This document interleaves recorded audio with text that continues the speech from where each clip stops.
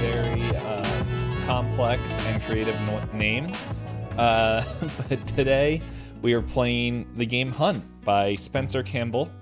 I don't know if I'm pronouncing his last name right, but fun story about this game. I was at PAX Unplugged, and actually I think when I picked this game up, I think Nate and I were there together. I don't think you were with me when I bought it, but I think we were there when I picked this game up. But yeah, it was this guy. He had like a box or a whole booth filled of indie games, and I looked at them like, oh, this is pretty neat. And then Hunt, well, bright orange red text with a cool sword in it, like caught my eye, peeked through, and was like, I'm playing this game. And then for the next 2 years, I said, we're playing this game eventually, guys. And it has come. So, we're going to be playing Hunt. It is a very rules-light, narrative-based game to the point where there is no dice rolling. It is all resource management of health and skills to just a lot of talking. And fortunately, we have a party here that I know can talk. But real quick, why don't we just go around, introduce ourselves real quick, and and then we could share. How about this? We'll just share what oath you guys are choosing. We'll start with that. Mm-hmm. So, yeah, for anyone that doesn't know, I'm D-Pain, the GM and the person who owns this channel, and we do a bunch of games and cooking here. So let's see. You know what, Nate, you're next to me on the screen, and it's been a while. He's an OG of the ttrpgs on the channel, and then he was like, I'm getting out. Well, the getting out's good. Then I got dragged back in. Yeah, hey. You're welcome. Yeah, let's see. When did I message? It was like 9:00. It was about 9:00 last night. So yes. Just about 24 hours ago. Yeah, I'm like, hey, it's okay if you can't, but it'd be cool if you could. And then you're like, yes. So. Yeah, I mean, totally. Yeah, it was exactly 24 hours ago to the minute, actually. Fun fact, yeah. That is when we finished recording the episode of The Sanity Lost. So that's when I sent the message. So right nice. Yep. Yeah, so my name is Nate. I decided to take the Oath of Wood today.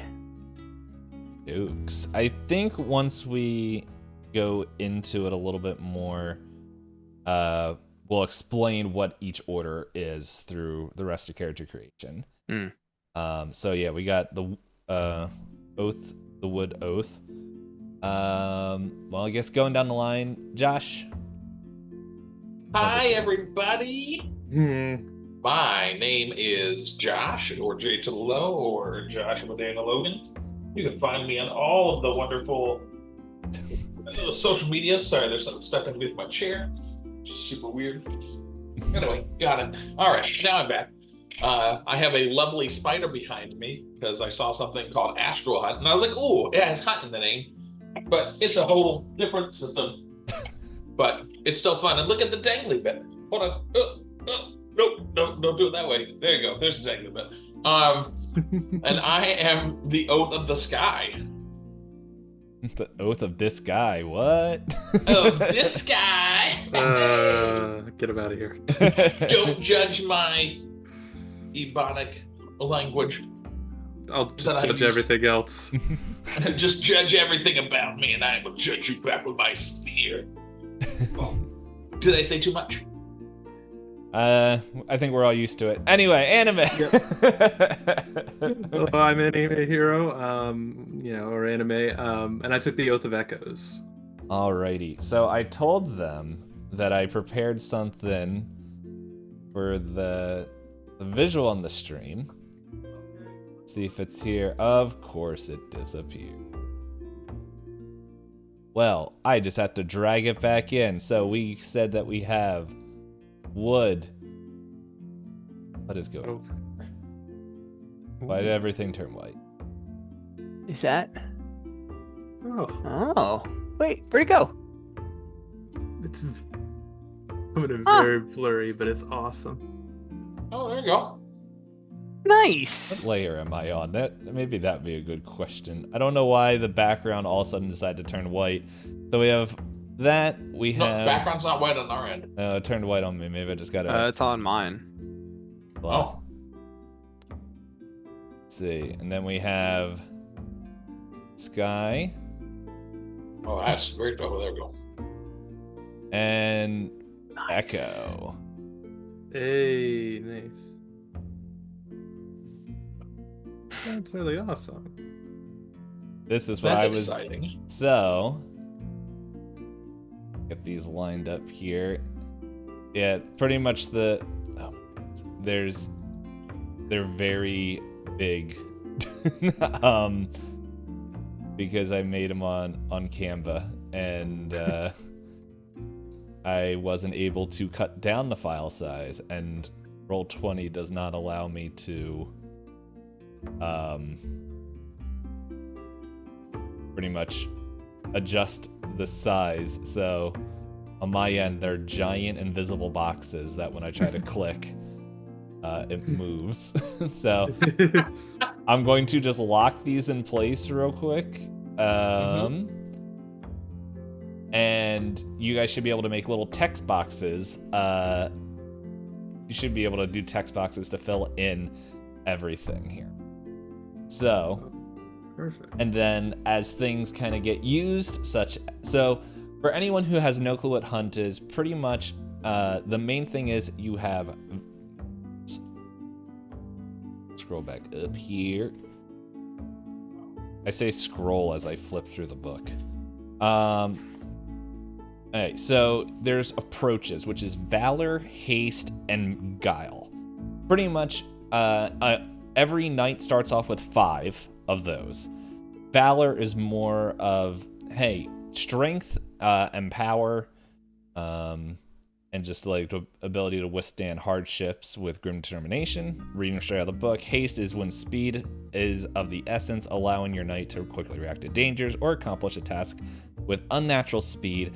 And guile is used when a steady hand and a clear mind are needed for moments of wits and patience. And so they all start with 5, and as they use approach to solve problems, complications, it goes down. And then health, which is harm, starts up. Pretty much everyone has 8 health, or 8. It builds up to 8 harm. We'll just count down. So we'll just have harm at 8. Or no, we'll count up. That's a little bit easier. So harm is at 0 for everybody. And then we'll as you guys accrue harm, it will count up. And yeah, so everyone's kind of filling out their thing. And so we're gonna do this. So pretty much everyone has an oath, which you guys heard them mention earlier.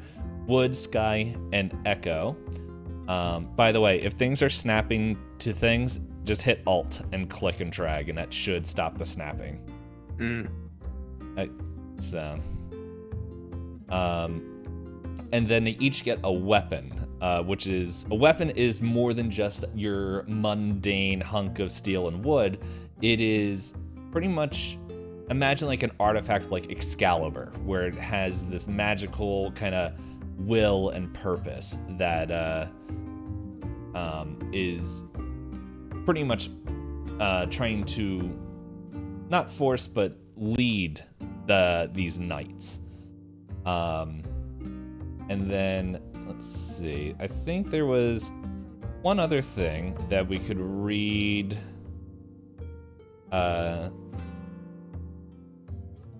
Let's see, I think this, while you guys are finishing filling things out, I think this is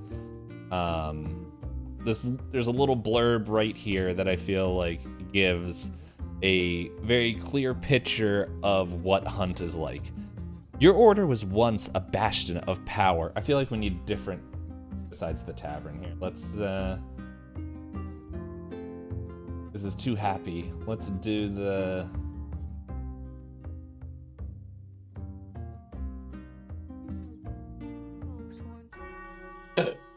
Nate, is your person's last name Silva? Maybe. I love it. All right. So here's what The first name also means something about wood in Latin too, but How does it really? yes. That's hilarious. All right. So, your order was once the bastion of power and safety in a cruel and uncaring world. Knights from all around would flock to your walls, seeking to swear oaths and join the cause. Each week, the head of another great beast would be brought back as trophies from the countless hunting parties that would ride out into the hungry forest. That was then. Though, disaster has fallen upon your order. The knights are scattered, the walls crumble, the feasting halls once filled with, I can't read, raucous singing and laughter sit silent. Corroded goblets and the smell of rotten meat stain the very air. The blood of the great beast has not fed the soil in the courtyard for over 5 years. Something must be done. In an act of desperation, a small group of remaining knights have broken the seals on the keep's vault. Inside, the relics and weapons of an ancient time call to them, begging to be wielded once again. It will cost the knights everything, but it is the Order's only hope. The hunt. And so, we will start. We'll go in the same order here because the way character creation happens, this game is a very much a narrative-based game, and so there's 5 questions, and we'll start off. We could go in the same order that we did, or does somebody want to go first?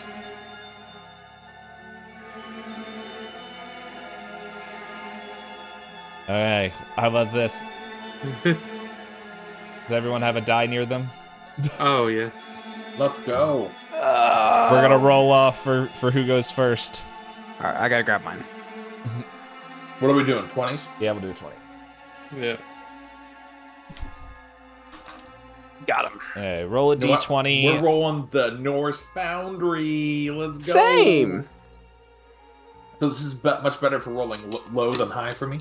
But we'll see what happens. Now, yeah, so we'll do, highest goes first, and watch Josh is gonna roll nat 20. Ooh, natural 17. Ooh, 5. 18. All right. Hey! Whew, Josh, so lucky. All right. So, Anime, we'll start off with you. Okay. Why did you become a knight? Jacquard, he became a knight specifically due to the fact that he wanted to prove himself of something. He had always been silly, ridiculous, and he wanted to kind of cement that and kind of push it away, forgetting the old silly him and becoming an adult, basically to grow up. So he looked towards knighthood and as a way to find a way to grow up through people who are strong and powerful. It was a thing that his father did. Even though he rejected his father, it still was something that he saw as a quote-unquote thing that would benefit someone else, rather than being the silly self that he was. All right. So, how long have you been a member of the Order? He's been a member for a pretty long time. I'd say good 5, maybe 6 years. Not too long, but like long enough to get through a good amount of his training, especially being a Knight of Echoes. The longer you train, the more your senses have attuned. He's gotten to the point where he's having that good sense. He's not been there. He still looks up to the older knights, but he definitely has been there long enough to hold his own. All right. Why did you select your particular oath? So so Jacquard was always one for the ability to understand things, and when it came to the oaths, he looked into things, and the oath of the forest basically called to him because he was like, all of these sounds, all of these things, like he's for his childhood, like wonder took hold of these sounds and kind of like it kind of ran with him, and then they basically said, well, you could try this, and he said, I want this, and I want to try this. So when he put the blindfold on, his imagination grew wild. He felt like a child again, but this time he felt like he had grown, but still had that childlike imagination. Being able to kind of meld with the forest, it has helped him use his creativity and his strength now to kind of push forward and become a better knight. And that's kind of why he originally chose his oath. Okay, and then the last thing, which you kind of already mentioned his name, but what is your knight's name and pronouns, and what do they look like? Sir Jacqueline Rose, or Jacquard Rose, but he will accept Jackie, Jacqueline, or Jack as well, if you want to go simpler names. But Jacquard is his original name. He is a green eye, auburn hair, white male, and he is on the leaner side compared to most knights, but he has more of an athletic build. He prefers to keep his armor light, despite his weapon being a shield. He is very much a movement-centric person. He likes to be able to move, and he is. I was gonna say, he mostly prefers to blend in with the forest, so he wears a lot of greens, despite the fact that his order sits with yellows. He does prefer to actually. So some people have thought he was the Order of the Woods, but he has his own garb and stuff. All right. We will do the weapon questions in a second. Yeah. So, Josh. Yes, sir. Why did you become a knight? So Lady Gwendolyn Moonvale decided to become a knight because she did not want to just be married off to some suitor. She did not want her life to revolve around childbearing and doing all of the things that her mother has told her that life is meant for. She kind of looked to the sky and had dreamed of what could be in its stead. And so when the chance to become part of the order was provided through a through, you know how they did tournaments for knights? Mm-hmm. So she stole another person's position and won one of the battles to become a knight. And it was only after they removed her helm that they realized that she, in fact, was a woman. I am no man. All right. Mulan, what are you doing here? How long? Be a man.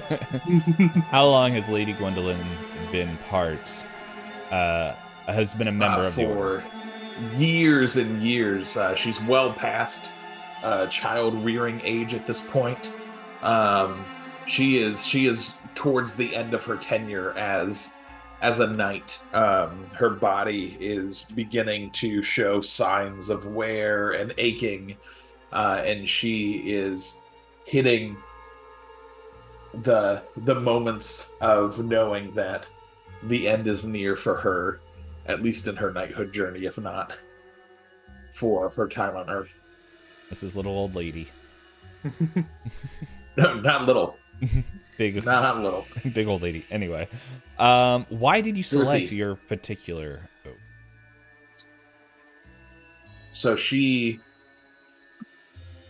has loved the forest, and she has loved the idea of looking and dreaming towards the sky, and so she chose the oath of the sky so that she could become higher and loftier than her dreams ever could have imagined, and being the protector of the forest who lives above the forest and travels upon the canopy of the forest, just drew so deeply to her passion. All right. And then, what is your knight's name, pronouns, and what do they look like? So Lady Gwendolyn Moonvale looks like Dame Duty Dench. Sorry, there was too many D's, and that did not come out right. Dame Judy Dench, not Dame Duty Dench. That's good. That sounds like a If you character just for take last. Dame Judy Dench, but put a poop emoji as her face, that is what she looks like. I need this image now, Josh. I need this image. I was like, oh, South Park would have just had so much fun with that and just would have made Dame Duty Dench. So I can't say 3 words in a row. Sounds like a character for last month's TT one shot. Hey, the next time we do the wrestling one, I'm 1,000% going to be a female wrestler with the name Duty. And you'll love the name of her finisher. What was the What'd she look like? Yeah. What does she look like? Yeah. She looks like Dame Dame Judy. Gosh, man, words. Anyway, she looks like that person. And she is tall. She's girthy, but it's muscular. She's not like so large that it's like off-putting, but she's definitely like, she towers over average people. And the colors of her outfit are very much almost camouflaged to the trees, and so as the seasons change, so does the colors of what she wears. 80. And we will do the weapon questions in a second. Lastly, Nate, why did you become a knight? So, I was an orphan, left at the gate of the keep in a basket. The order is the only family I've ever known. It was natural for me to become a knight as I grew up amongst these men, looking up to them and growing older with them. Right.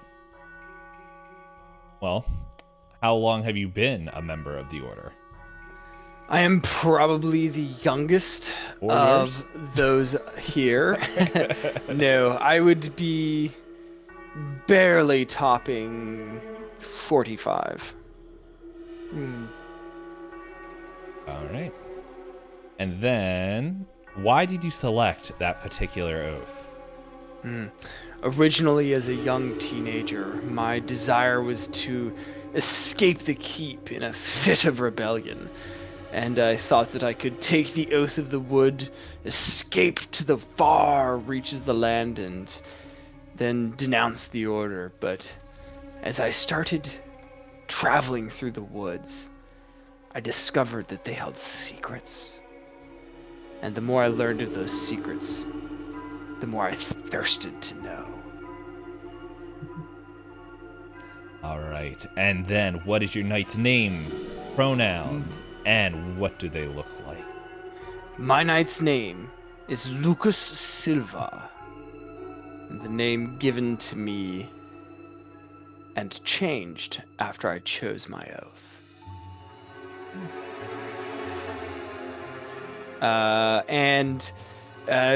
My guy is maybe 6 foot tall, kind of grizzled, gruff-looking fellow.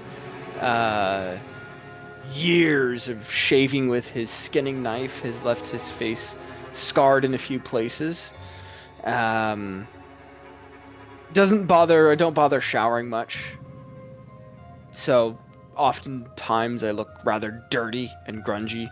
My clothes are quite worn out. I dress in mottled greens and browns, colors that really blend into the shadows of the woods. Right. And it's you three that decide to go and break the seals of the ancient weapons as you hit the dusty, rusted lock. It almost feels like the wind rushes past you, but you feel like weapons call your name. And we'll start off once again with Sir Jacquard Rose, as well written here, the shield is calling to you. Yes. And then, in order to wield this weapon, you must forget who you are and become the protector of the order.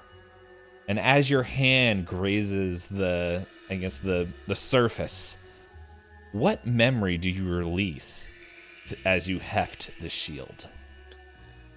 Jacquard has been here a long enough time and has realized throughout his training that the times that he is at his most powerful is when his imagination is able to run wild. And since he's grown up, that's become harder and harder. So he is going to forget the years of growing up in order to embody that childlike wonder once more. In order to be that creative, attuned knight that he can be. Okay. And then, as you hold this shield, you pretty much, it says that you may do the following. Protect any who lay hands on the shield. Protect any who lay hands on the shield from the dangers of the forest.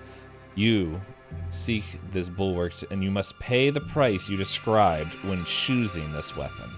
Mm-hmm. And then you can also kill a mundane creature of the forest. The shield is a brutal weapon of war, tarnishing your soul when wielded so. And you must take time to clean the shield or suffer the forest's wrath. Lady Gwendolyn, for you, a different weapon calls in your mind as the spear hidden in the back calls to you. And as you grab the shaft, it's you in your mind. You must become anathema to the forest. You must show. What do you show the side? Sorry, the text is on really dark paper and I don't have any lights on. You must become anathema to the forest. What do you choose to show the side you've chosen? So, as she begins to reach into grab the spear, she first thinks of grabbing the sword, but her vanity doesn't allow her to choose it because she enjoys herself intact. So as she grabs the spear, she you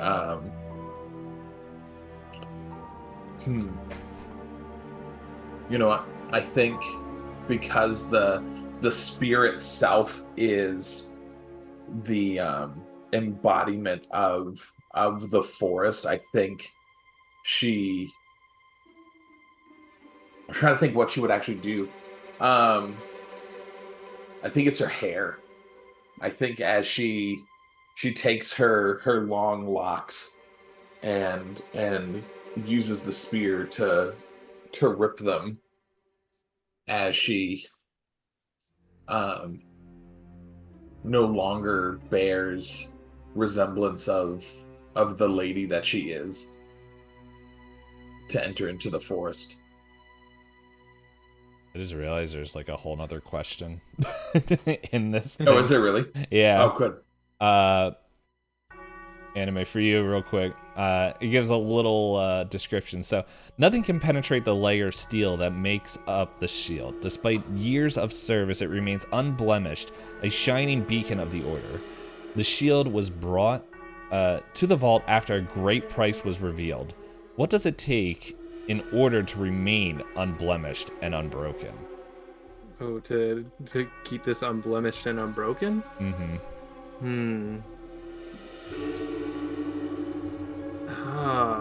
That is a good question. I feel like it takes a spirit, like the spirit of the person, that creates it to be unblemished and unbroken. Mm-hmm. Like it has to be, like it can't it breaks when a spirit is broken. Like when the person behind it is no longer believing in himself or herself. Okay. Yep. And you answered the other one, and then the spear. The shaft of the spear was made from the first tree that was felled in the forest. Since then, it has been an enemy to the woods, the beasts, and anything else that would call the forest home. The spear was sealed away after it pierced through the very soul of the forest. What piece of the forest did it kill? So the oldest and most stable tree is within, like, it was the center of the forest. This tree was like the tree that had cast off all of the saplings around it. And so this tree was the tree that was cut down to make this this spear. Okay. And then you already answered the question. The other question says, so long as you hold this spear, you may always do the following. Pierce to the very soul of a thing. Anything that is stabbed by the spear will evaporate, leaving ashes behind as an omen. The forest will not tolerate this. Kill a mundane creature of the forest, and when you do so, an ugly secret must be shared, a soul pierced, then displayed for all to see. And there's quests. Man, I'm just missing all the things here. Yeah. It's okay. So let's see. We'll do the spear, and then we'll go back to the shield. This weapon craves a worthy hand to wield it. It asks these quests of you. Sure. Do you only get one, or is it all the quests?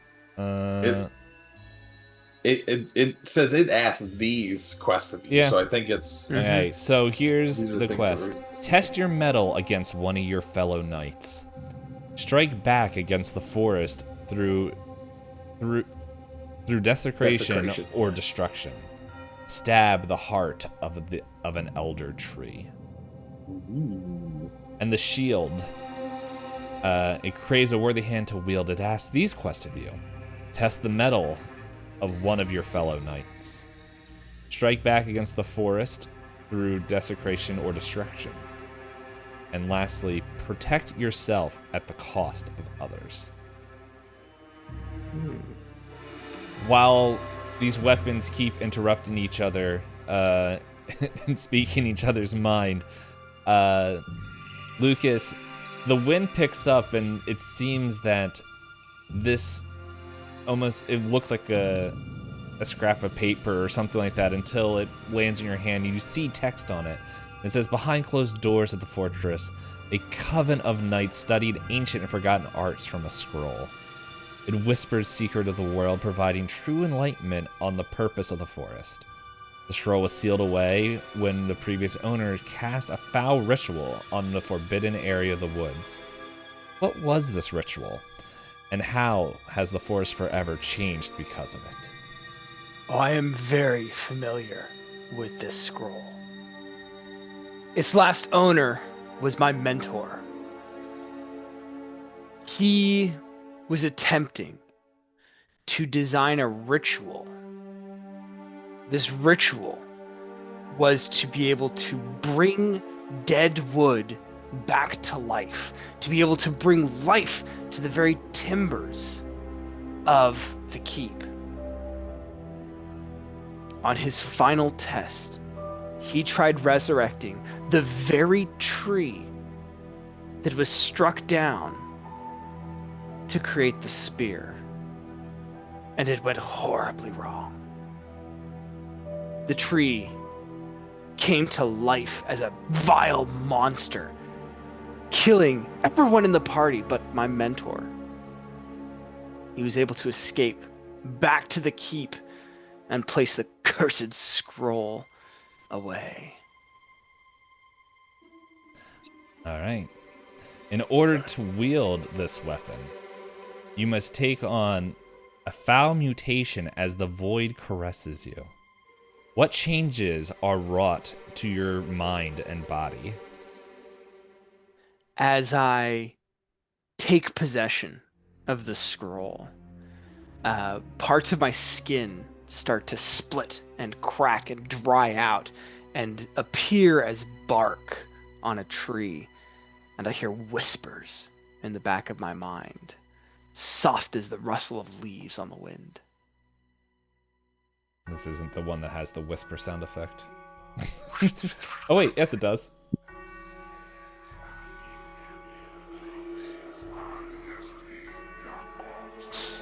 Enough of that. Hey, it sounds like my training. So as long as you hold this scroll, you will always do the following. Bend reality in a small way, revealing the true forest behind the veil. When you do so, you feel another mutation take hold of you. And then kill a mundane creature of the forest, and when you do, you corrupt the whole area in magics, bringing perilous blight to those around you. And then your quests are: test the mettle of one of your fellow knights, strike back at the forest through desecration or destruction, write the words of a new ritual upon the scroll with sacred. Jesus. Ooh, let's go. All right, and now we have the final questions that you guys must answer together. Oh, yes. So, what is the order most known for? And what is its reputation?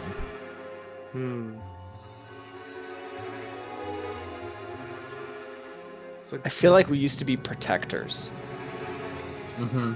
Yeah, I could do that. Yeah, I could believe that. It seems like all of our stories are people coming from somewhere, and like whether it be bad homes or orphans. So it seems like that would be a great thing, like protectors of people and training up people like that. Yeah, I mean, we venture out into the wilds to slay the beasts that threaten the very existence of life on Earth. Yeah. Yeah, it's almost like we were the protectors of those who would traverse the forest, but also protectors of the forest until a point where we no longer protected the forest because of what it became. Mm-hmm. I would agree with that. Hey. What does the fortress look like? What are some of its important features? How about this? Like, we'll give like a quick description. One, you guys each mention like one important feature. So what do you guys think it looks like? And don't, I just chose a random image, so don't base it off of what I found. Well, there's a window. There's a I don't think it's modern from metal Edinburgh. fence. I said don't look at that.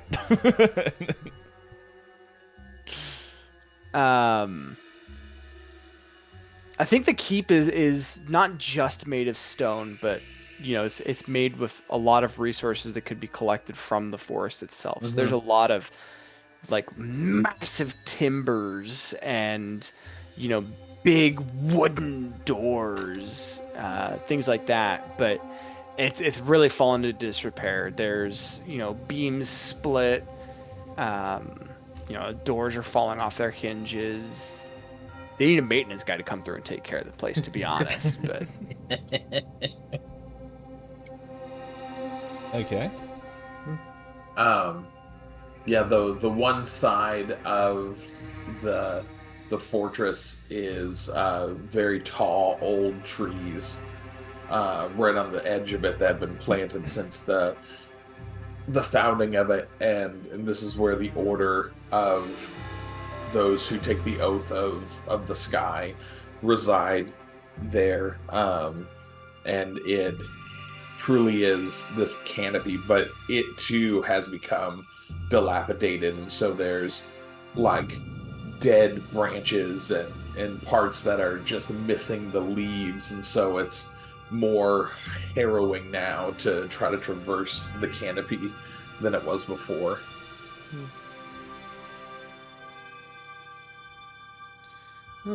Okay, so if I'm gonna add something, so the keep, of course, is like they said, very surrounded and stuff like that. But there is a lower room to this keep. It is where we keep not our dead, but journals of which they have written in, past knowledge of every knight of the order that they have collected, slowly curated, so that we must know about and learn from our past people. And this has kept the order going and help it training up the newer parts of the order. Okay. And then finally, what terrible fate had befell the order? How will hunting the great beast save it?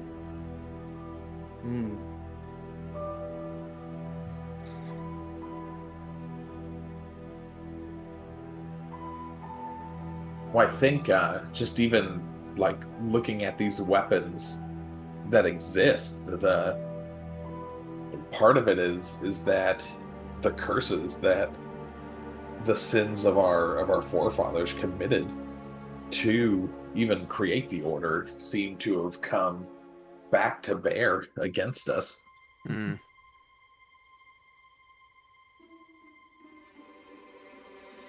Right? Like the great tree was murdered for the spear to exist. The scroll exists because of seeking to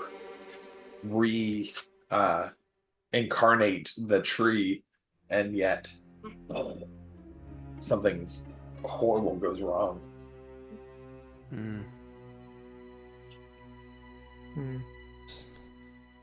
Yeah, I think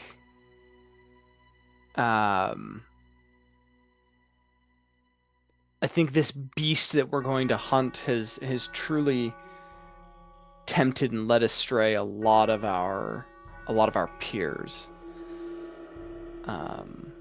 Where the order was supposed to protect and maintain, it was drawn away from that with whispers of power. And the only thing that we can really do to save the order and perhaps even the world is to slay this beast so that it can't draw any more off the path. Yeah. I gotta go with that. Okay.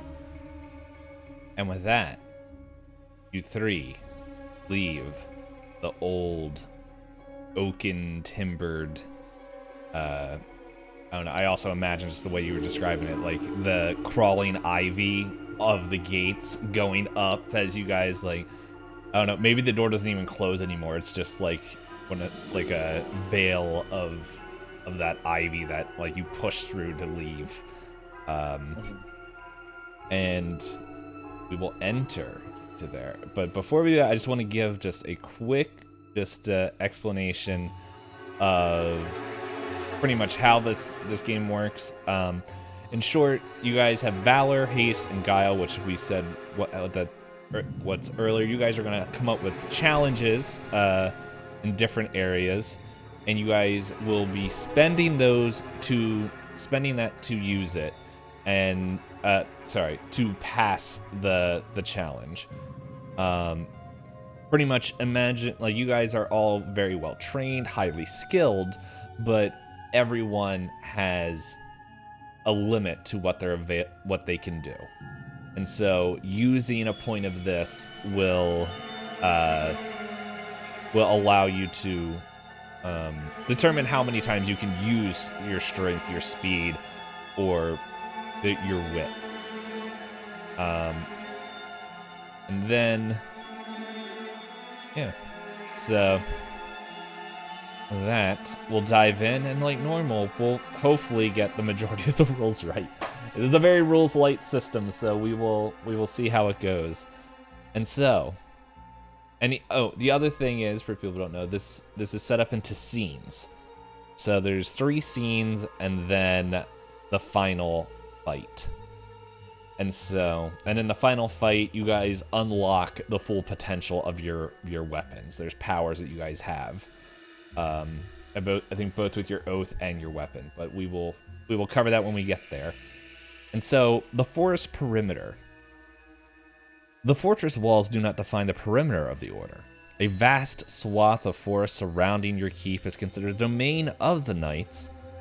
In earlier days in this area was well maintained, but now it is in disarray. However, the reputation is still remembered by the forest, and few dangers would stalk this close to the forest walls. However, what do you find here that surprises you? Something has changed, something that has never been seen this close to the keep. And so, I will describe what you guys see. As you guys begin to pull up, you see smoke. You see smoke coming, I imagine maybe it's a little bit of a hilly area, and you notice like this dark smoke coming up of near where you guys are going to enter the woods. And as you get closer, you see that there is a campfire with some a handful of men, rough looking in equipment and in appearance around this fire. It looks like they're roasting some animal that barely has meat on its bones. And their tents and everything look very just dilapidated. However, from what you can also see though is that they have cut down old trees from the perimeter and have dragged them out from the woods into the perimeter to make their fire. And it's caused, like, there's just a huge mess of wood and everything that's kind of all filtering in your path. And so, as I adjust myself in my chair, the scene is yours. Hey, Buttman, what's up? I mean, I'm gonna go talk to these guys. They're cutting down my trees, man. Mm-hmm.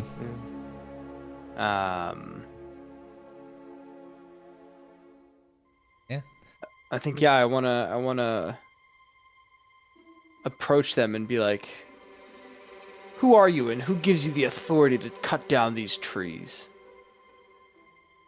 And as you pull up, there's like a short, bald man who's like stocky build and like is kind of his like clothes are all ripped up, and he's like, oh, look who's come, boys. The order here to tell us what to do. They can't even keep the ground safe. What do you want?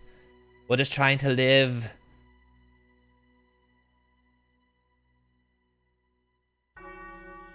I ask again, who gave you the authority to chop down these trees? I see a rune marks tree right there. You know those are sacred. You should know those are sacred. Oh, we don't need no permission. Look, things are rough out there. We're all doing what we can do to survive. And just look, as soon as we touch your precious forest, all of a sudden you guys want to come down and make you authority. Well, we're not having it. We didn't even know you guys were still alive up there. I turned to the other two. You think we should punish these brigands? When he turns, Gwendolyn is not behind them. No, I'm there. I look to you. It's like, well, I mean, the forests are screaming, and to be honest, I cannot stand it. So I'm up for punishing anything else other than the forest. All right. I think I'll turn around and say, uh-oh. No, as you two turn around, Gwendolyn appears behind the tall fat man, and she pierces his very existence with her spear. Okay, yep. Anything stabbed by the spear will evaporate, leaving ashes behind as an omen. The forest will not tolerate this. All right. So let's. As she pierces him, she looks to the others and says, "This is the judgment passed upon you for your actions. If you do not stop," I'm going to stop with the accent. It's not going to work. If you do not stop with what you are doing, you too will seek the same fate. All right. And as you stab this man, like uncontrollably, like an ugly secret must be shared of yours because you use the weapon. So, like, as you say that, and then all of a sudden it's like almost like what comes out of your mouth, this ugly secret of yours. I was thinking about these. I was trying to think of some good secrets. I left the toilet seat up. No. No, she's always dreamed of bearing her own children. But her fear was that she would be worse of a mother than her mother was to them. Yeah. And then, like, as you say that, like, he disintegrates and falls, like, just all that's left is ash and clothes. And his, I was gonna say, how are they doing? let's see, there's... This woman just appeared, like, almost out of thin air behind them. And so to murder their captain. So it's like two other guys there, and they're both like, what's going on here? We didn't even know. We were just following him. He told us there was treasure up in the keep, and all of a sudden we were just going with him, and you just murdered him. What are we gonna tell his wife? Oh my goodness. Oh, Jerry, what do you say? I don't know, mate. I don't know. This is very, very bad. I don't know. This is the voice that came out of my mouth. Jacquard leaning on his shield. It's like, well, if you would like me to give you a suggestion, that old crone will kill both of you. I suggest one of you go that way and one of you go that way, and you will increase your chances of survival. Oh. And I'm gonna say, leave. And leave the forestry to those who rule over it. And as as Gwendolyn is standing there, her spear still, like, in the position she had when she, like, stabbed the man, she, like, pulls it back and does this, like, spin around, and then, like, is ready to stab through another one if they don't leave. I'm just double checking on something real quick. I believe, because I know I read it here, the weapons, I think they just do. Like, I think the weapons just do, but I think for what you guys, well, this record's complete.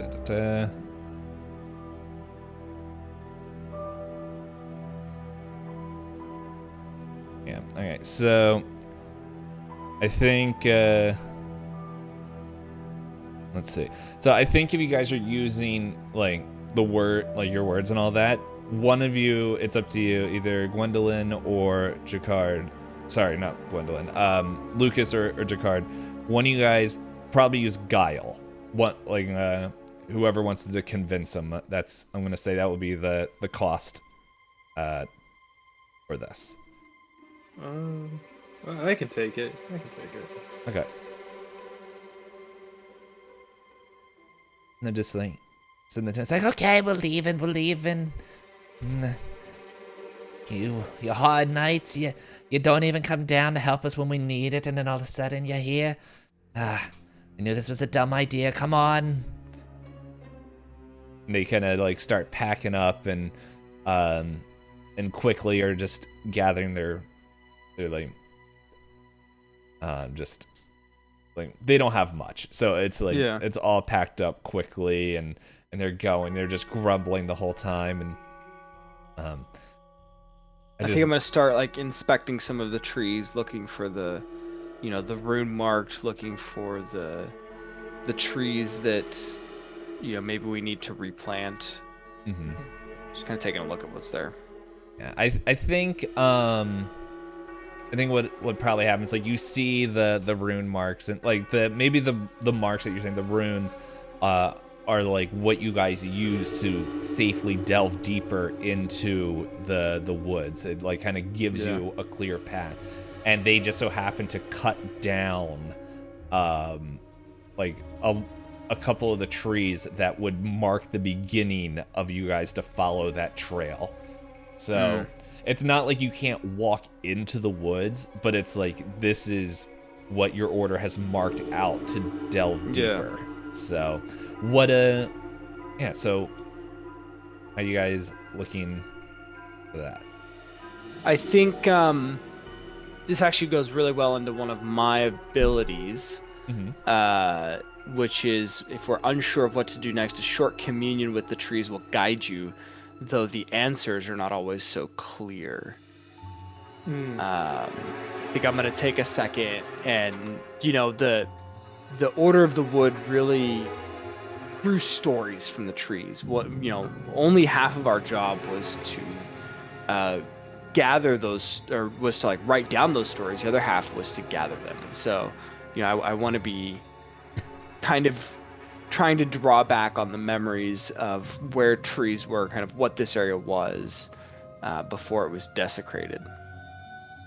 And as you start to like commune, Gwendolyn is just kind of like holding her spear, and she starts to notice that as she like moves her spear around, that like the leaves of the trees like move away from her, as if to say, this is unholy. This is not like, just like you are and have become anathema to me.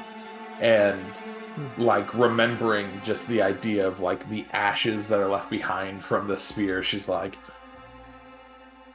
whatever we do, we should probably move away from this space. Because of the actions I have done to put to rest this fool of a man, the forest will not be so kind. Yeah, you're talking about the murder you just did. Yeah, I think we should leave.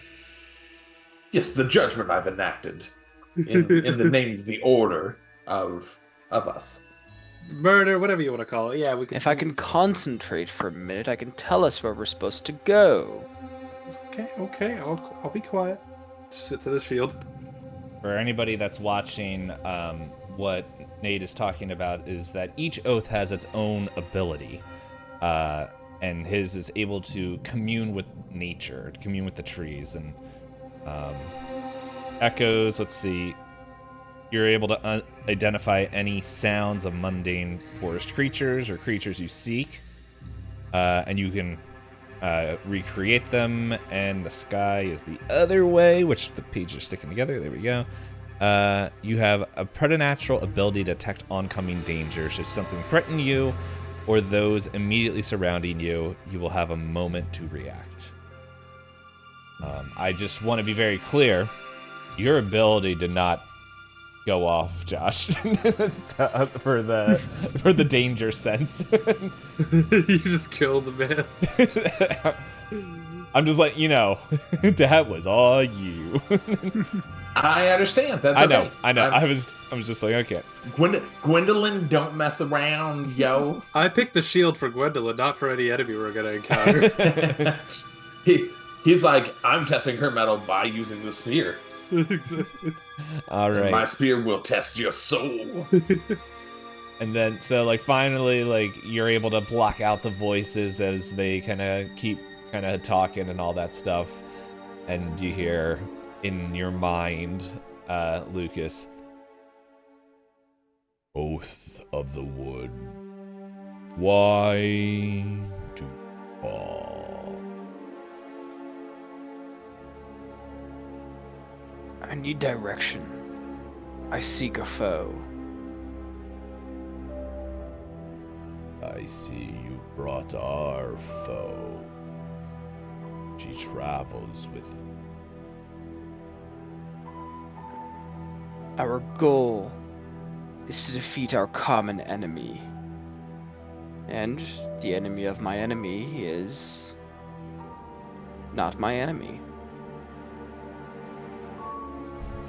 Hold up, because I lost the place for your power. To make sure I'm doing this correctly. Yes. The pain of the wild. If you're here to exercise, we could help. One more. And then it's like you feel like the presence leave your mind as like it almost seems like the branches fold back as you kind of see a path slowly open into deeper into the woods. As you guys begin your steps into there, you see the rune marks. You're able to pick up your trail.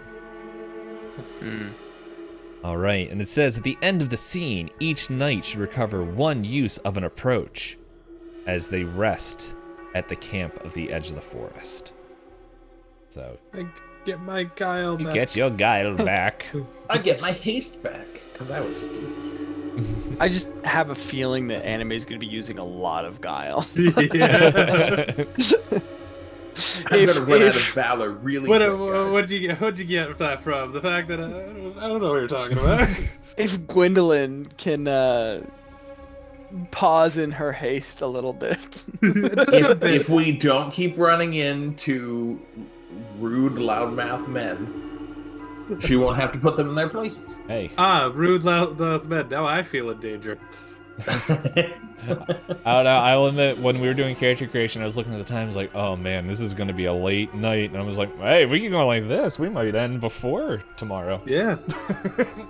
I say that we're all having fun here. So hey, it's a one shot. I'm going to well, the wall. that's the thing I with like everything. about this game is that it is made to be a one shot, and I am digging the vibes right now. All right, so scene 2, the wilds. The forest is a wild and dangerous place. It stretches to the horizon in every direction. With each step, the knights move further from the comforts of their fortress and further into the belly of the beast.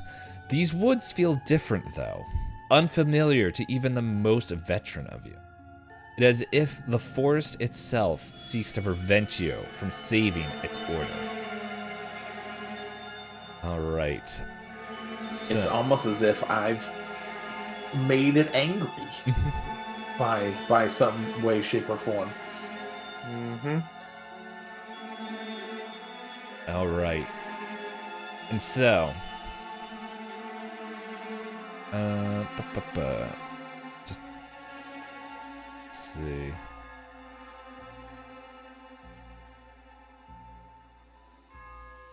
I don't know. It's saying like I see one way how it could be like, hey, explain all the challenges at once. But I think for this, it's going to make a little bit more sense for it to come up one at a time, because the trees, like the branches up until like all throughout like the middle of the day. Oh, hold up, I can do this too. I forgot. Boop. Because now we are in the woods. Ooh, Ooh. fancy.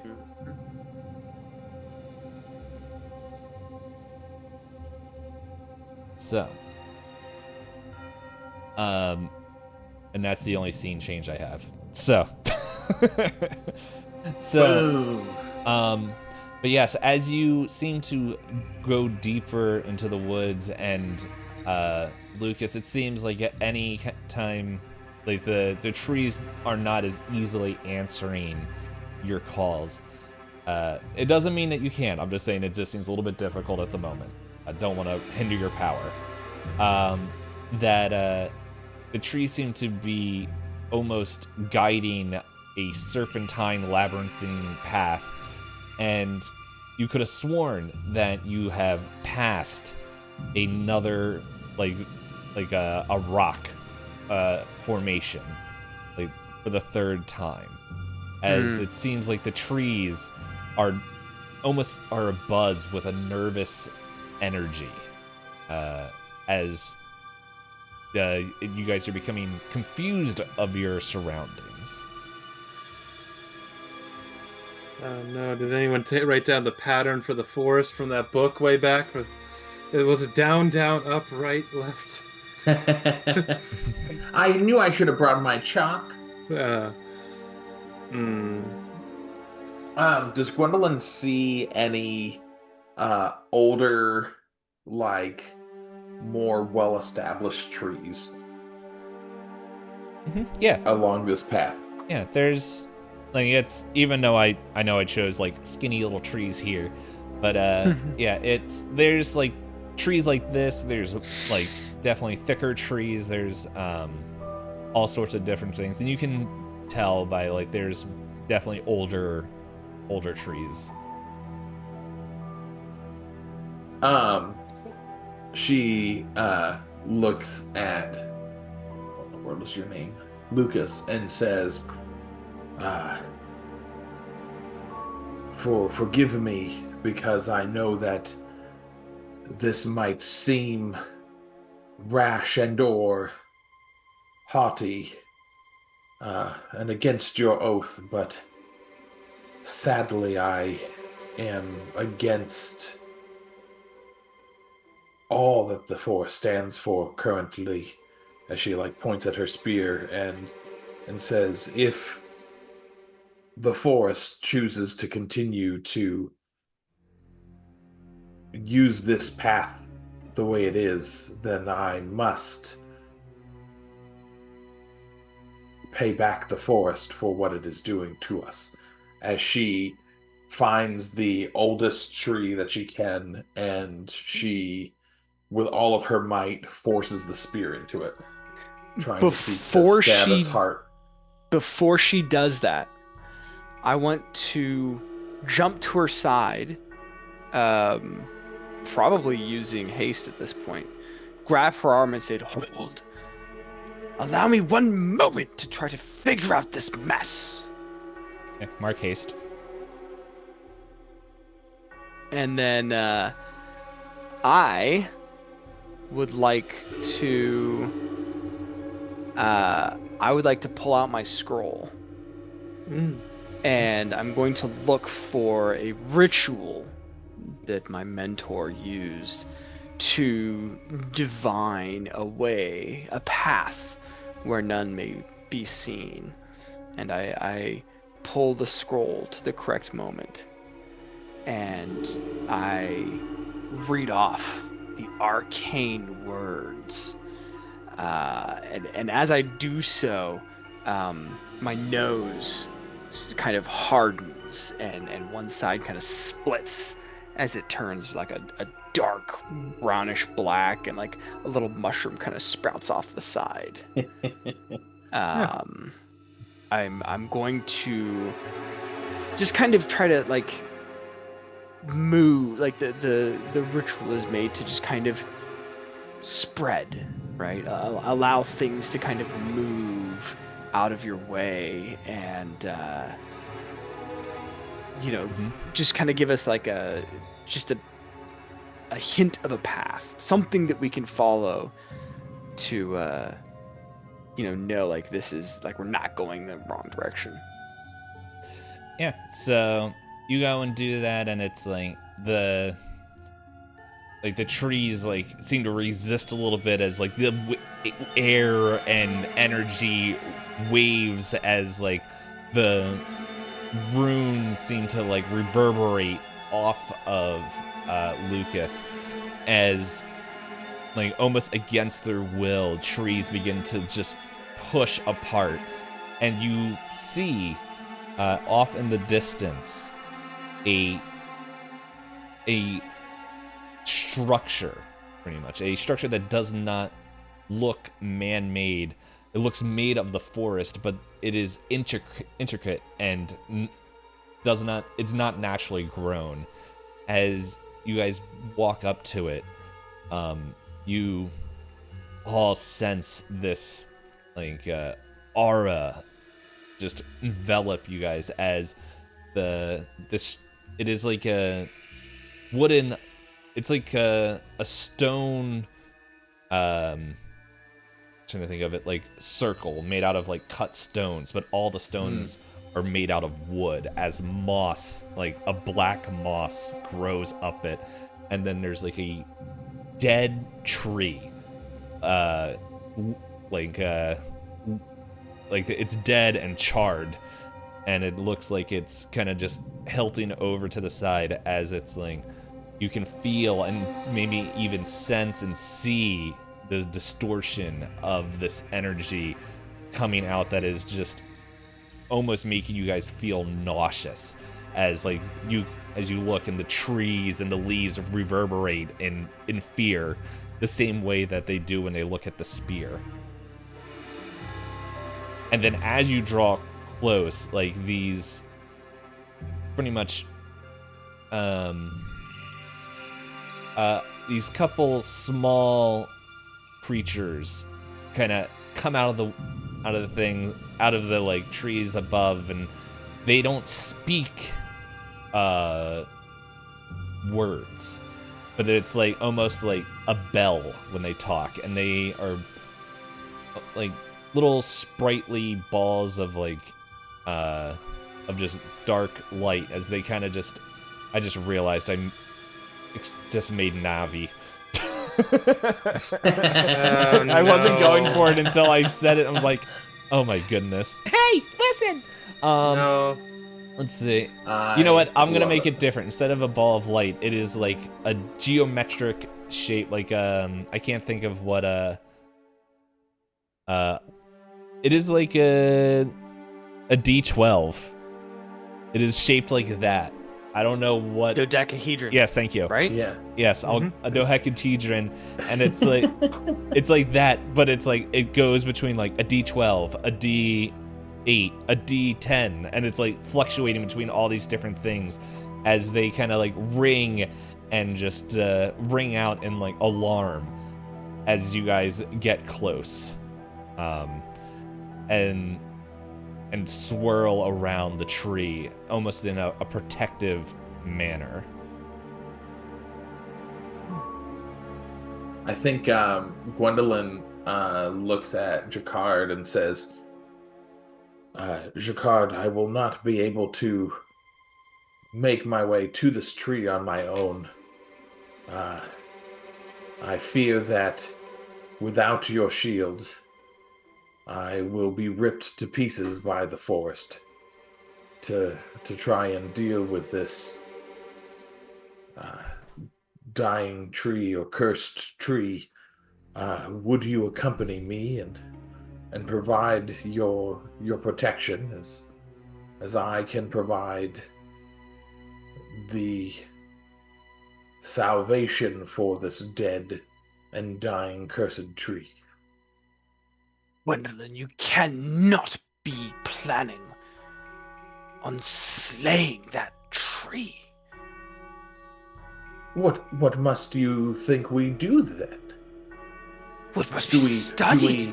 It's secrets divine. An incantation again and hope that this tree that is cursed and anathema to the forest itself shall dissipate because we say words on paper?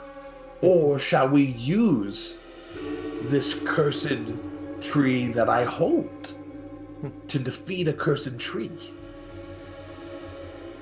Not such evil. Dost to thou just protest? I dust. It's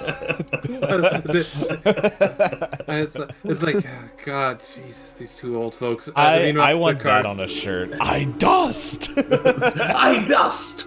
I dust protest. Dame Duty Dench. Yeah, it's like, I just imagine like Jacquard is actually like now sitting on his shield is down, looking at the creatures as he's like slowly concentrating. He's just trying to listen to them as he can with his power, just to see if he can identify anything from what sounds they're making, or any sounds that are happening around him. I don't know. Yep. I was just double checking, making sure I'm reading your thing right. Yeah. So you hear it, and like the ringing in your mind, kind of reverberates. Yeah, and like you're able to remember, like from your studies, that you maybe hated from, one of your mentors, Sir Tulip. No.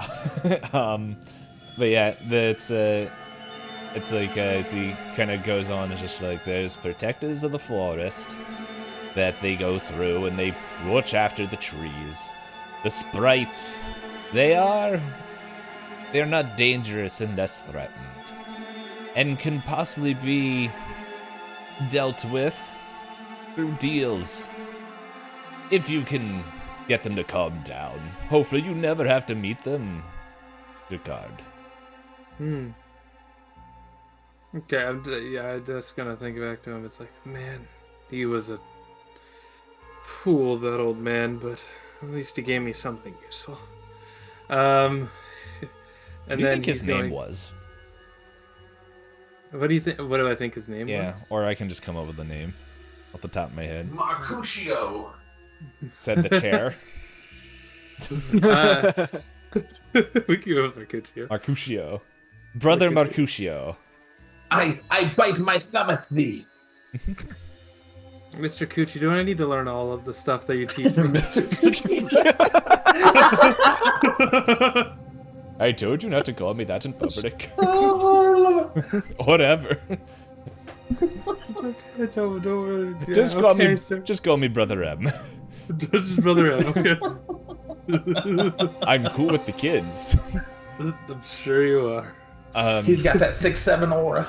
I forgot what you said. What did you ask me again? I was gonna say, so after listening to them for a long time, I'm going to try and emanate some of the sounds to see if I can get their attention. I think this will be a guile. Yeah, I'm basically trying to tell them, like, simply, like, we don't mean any harm. We are merely trying to help the forest, and this is one step towards that.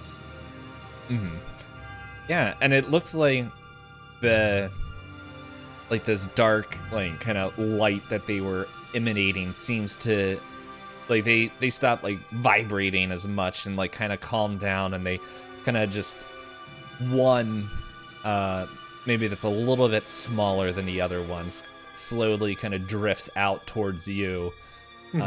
And it's like you can't tell if it's got a face because it's just geometric shapes that are constantly going in flux.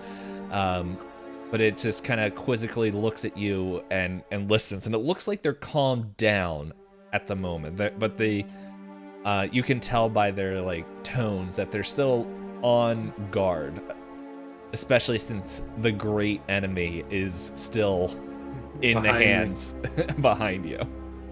Yes, it's like I'm just gonna look at them and just say, like, we need that tree for certain things. All I ask is, what deal do I need to make in order to sacrifice to one of the forest? And then, yeah, it like slowly like kind of goes away, and they begin like kind of. It looks like they're conversing with themselves, and so yeah. So while that's going on, Gwendolyn, Lucas, is there anything you guys are going to do, or are you just kind of still arguing or waiting this out? I don't know that we've noticed Jacquard. I mean, I'm fully committed to arguing about whether or not we should do something with this tree, and I think pointing out that, there will be just a wealth of knowledge to be gained if we take but a little time to discern the source of the fell energy emanating from it, to discern if that can be harnessed or used, or if there's a way of dissipating it without just resorting to crass violence. And I think as Gwendolyn like listens and you just see that the veins in her neck, as whatever anathema has become her, I think from the spear itself it is emanating just this like ichor into her. And so like in the veins of her neck you just see these like growing like tendrils of like ichor kind of like growing up towards her like face. And like she's not overcome by hatred for the forest, but like her impatience of the forest is growing, and almost her impatience of everything is growing because of wielding the spear. So, if you guys aren't doing any serious actions, we'll come back to Jacquard. As we'll say there was like 4 of these sprites, and like they begin like giving off different tones and all that stuff as one of the bigger one turns into it like flattens out and turns a shade of blue, like not a perfect circle, but like a ring, and it looks like it's rippling in the middle as a 1 turns green, and it looks like it turns into almost like a cup, and like kind of mimics dipping into the pool.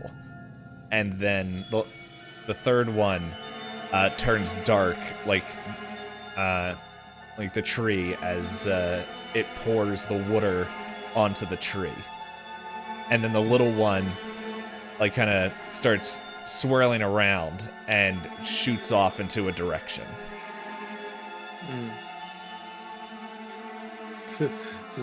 Just imagine Jacquard understanding. It's like, okay, we can do that.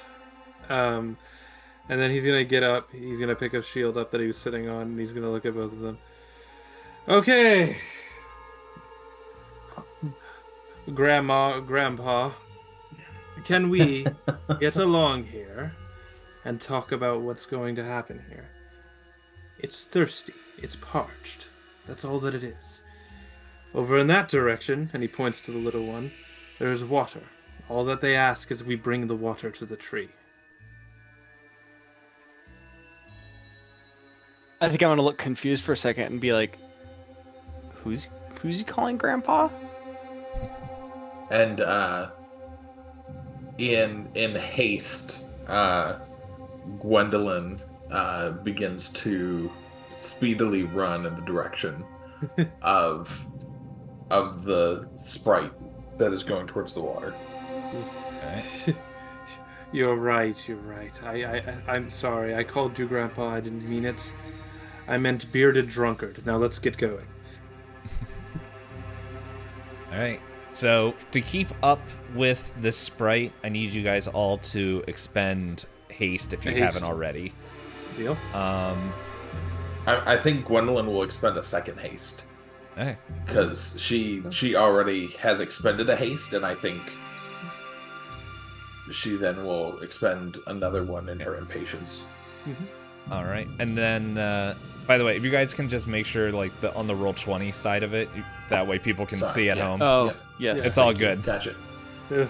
I've been updating. I got it. Yeah. It's just, I see you guys noting down below, and I'm just like, I wish there was a way that I could, like, make it so that way you could do it easily without constantly having to change the text, but I was lucky enough just to get what I'd made done. Yes. So, so that way, yeah, so you guys come out, and there's like this almost large, like, kind of pool of water that's like kind of surrounded by trees, and it's just peaceful and serene and quiet. And so you guys get there, and like the sprite, like Gwendolyn, you're there first, and you see the sprite like kind of excitedly bouncing over like the water, pointing there. And shortly after, the rest of you join. And how are you going to bring some water back? Yeah, when Gwendolyn arrives, she begins to look for something that can either be makeshifted into a canister to hold the water, or something that already exists that has the shape that we'd be able to get as much water as possible. So she's looking for like bark that is fresh. She's looking for large leaves that she could makeshift into like a canteen of sorts. Okay. You're looking around for that. How about the other two, you guys? When you get here, you see her looking around. I mean, I think I'm just gonna take my helmet off and like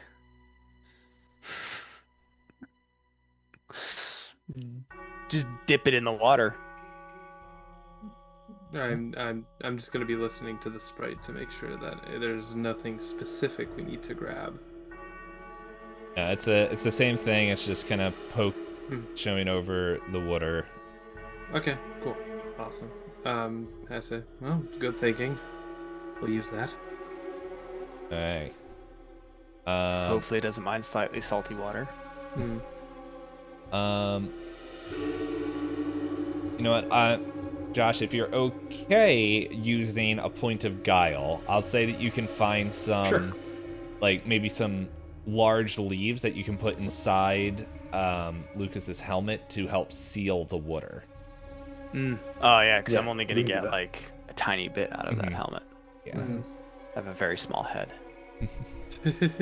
So, yeah, you can do that. And then, yeah, so now this thing is, like, as you fill it up, like, the sprite is, like,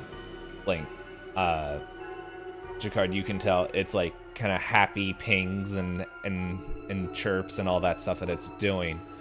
But then it's, like, as you, Lucas, as you lift your helmet up, you can feel, like, a weight.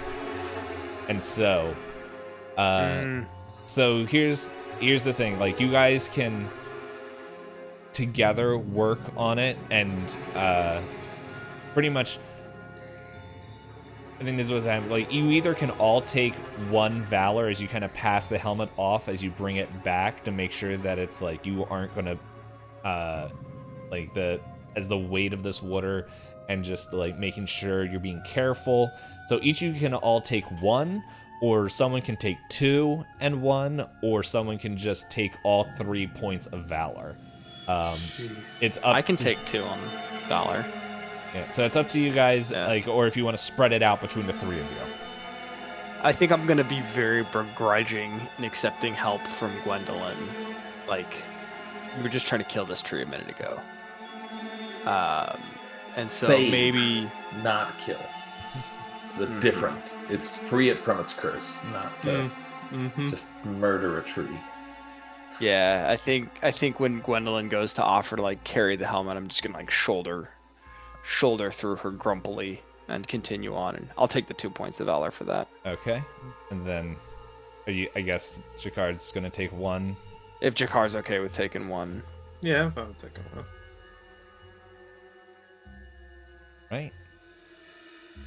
And so after great turmoil and like, no, not turmoil, but it's just like now that you're taking your time, you're noticing like, wow, there's a lot of roots that I magically skipped over and all this stuff, and just being super careful. You gingerly bring it over, and you're back at this like weird shrine area. And as you, do you guys pour the water in? I don't want to take control. I would say when we get back here, that's about when I would kind of pass things off to Jacquard and be like, all right, you're the one taking care of this. I'm going to let you I grab the water. I look at the sprites, and they just assume show me the cup and pour onto the tree. Mm-hmm. Yeah. Okay, and I do so. I say, to your health, tree, and I pour it onto it.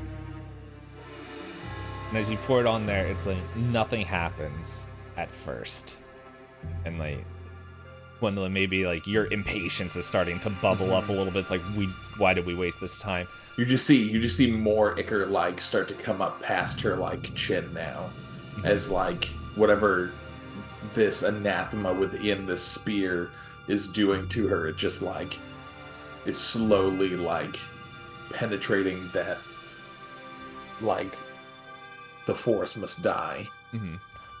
But before you can like voice any complaints, like the tree itself seems to like flake apart as like the burnt stuff falls to the ground, and there's this pile of like this burnt, parched tree just lays in the circle before, and then like as it happens, you guys notice that like nauseous feeling you guys were having from this aura disappears, and then the ash begins to swirl together as a fifth sprite comes up and bounces around with the other 5, and they all chirp happily and everything before jumping off into the forest and disappearing. Not before the last one going over and just resting slightly on Jacquard's like hand, as like, and you feel it like kind of just like squeeze, like kind of give a little pressure on your hand, and then just floats away. And then the path seems to reopen as you can see where your next rune is. Mr. M was correct about those things.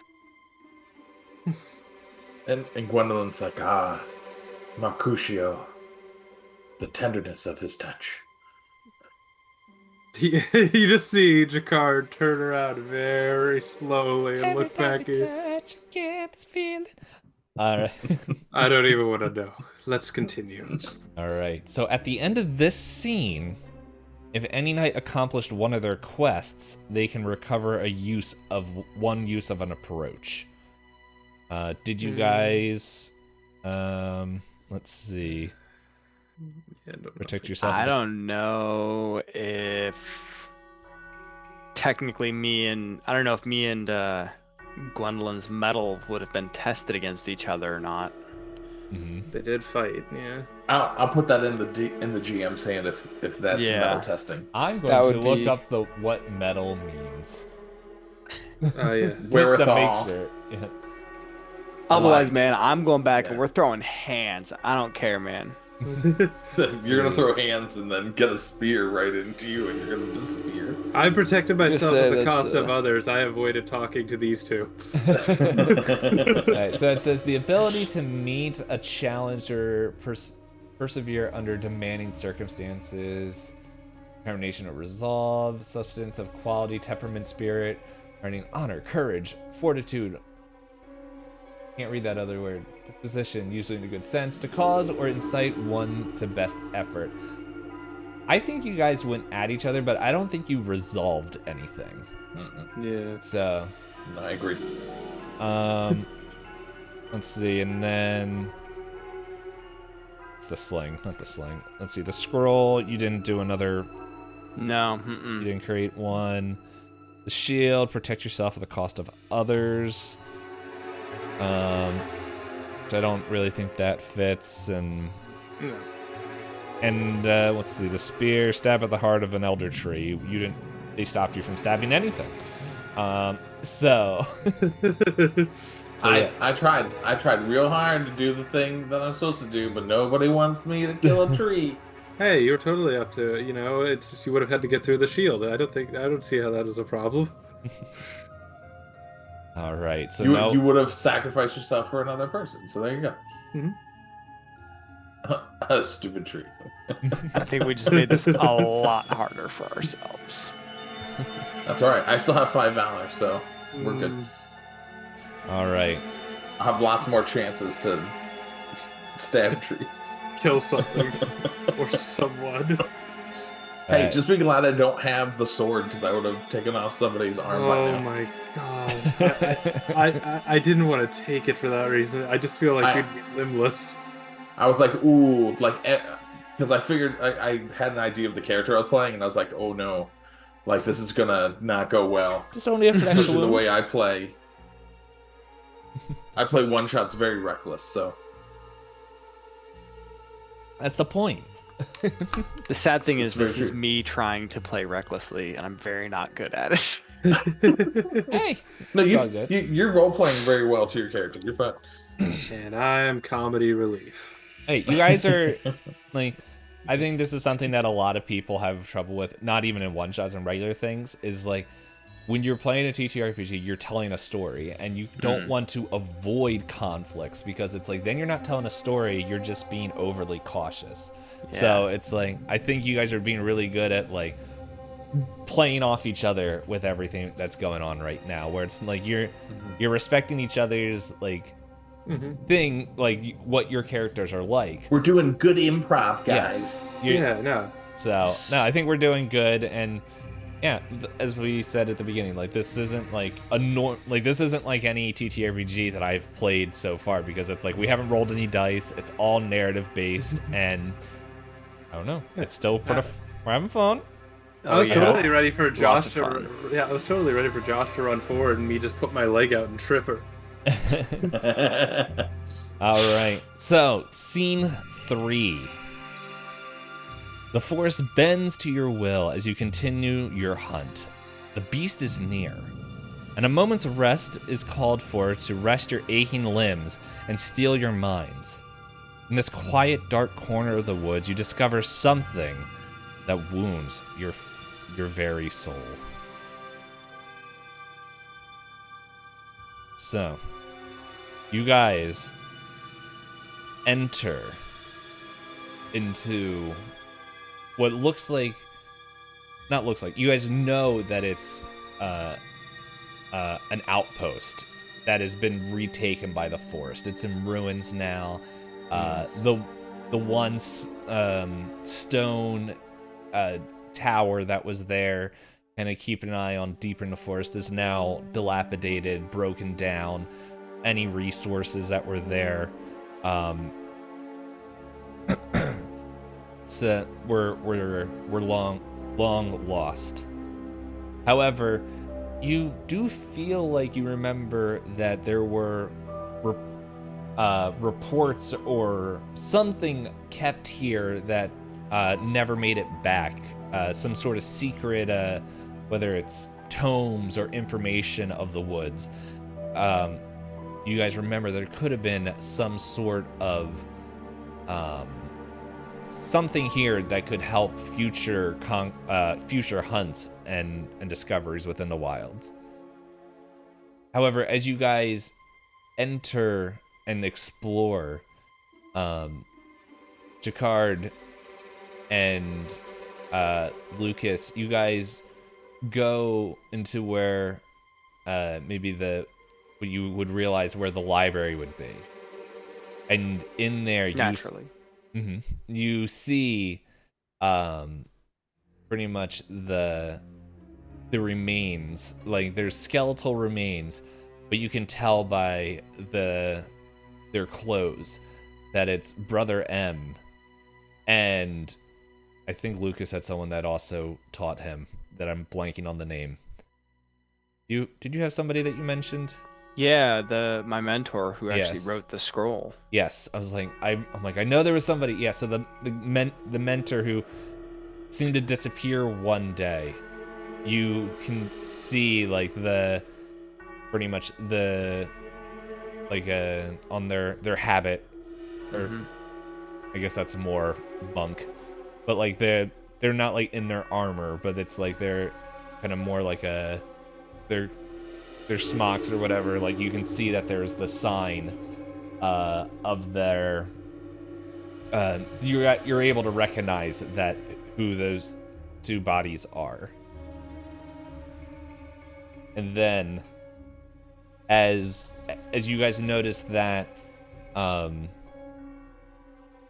Lady Gwendolyn, you kind of go into a different part of the keep, and what almost you see like a overgrown brush and like vines all wrapped around. But as you look deeper into there, you see what looks like an older tree sprouting out in the back part of this keep. And then as you all step in there, you all hear, and like, it almost feels like the whole fort groans and protests your steps as you enter in here, as you can feel the weight of the loss and the pain from this keep. What would you like to do?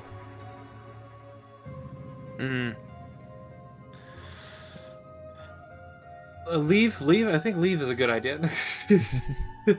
And that could be an option. Like, yeah. I think I want to take a look at the remains of my mentor. I want to see if he's like holding anything, or if there's any particular scrolls or tomes or books or anything kind of lying around him, or any sign of what happened, how he died. Yes. So, you go up there, and this is not an approach that is needed. You go up, and you can see what looks like a puncture, like through the chest, like that like through his clothes, and it looks like the way he fell is that like he was punctured through the back, but in his hand you can see that there's like some like papers or scrolls that were kind of still being gripped onto. Yeah, I think I'm gonna try to take those. Okay. Yeah, so there's almost like a little bit of resistance, and then you open it up, and it almost looks similar to some of the writing you see on the scroll, but it's like it's different, and it doesn't look fully completed.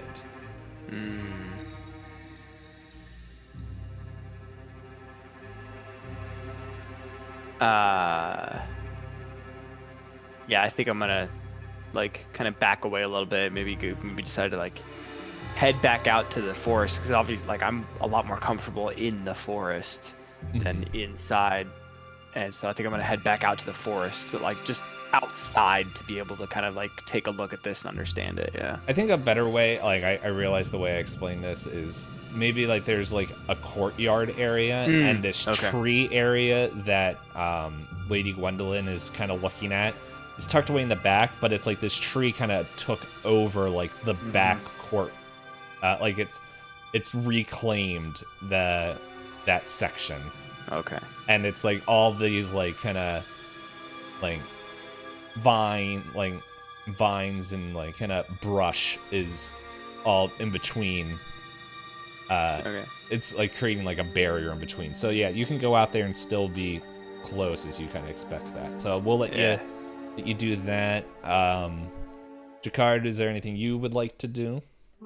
I just would like to approach my mentor and look at him, and it's like, well, you taught me a lot, old man, and I'm gonna miss you, but at least I can give you the proper thing of our specific oath.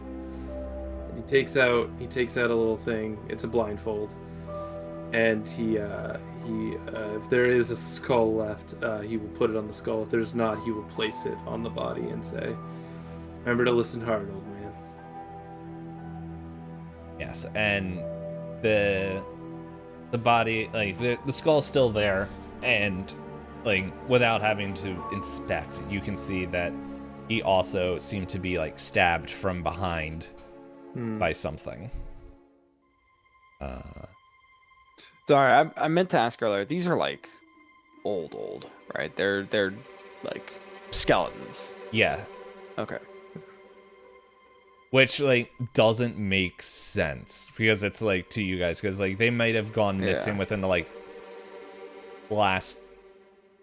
Like it says a hunt hasn't happened within the past 5 years, so they could have gone missing within like 7. Okay.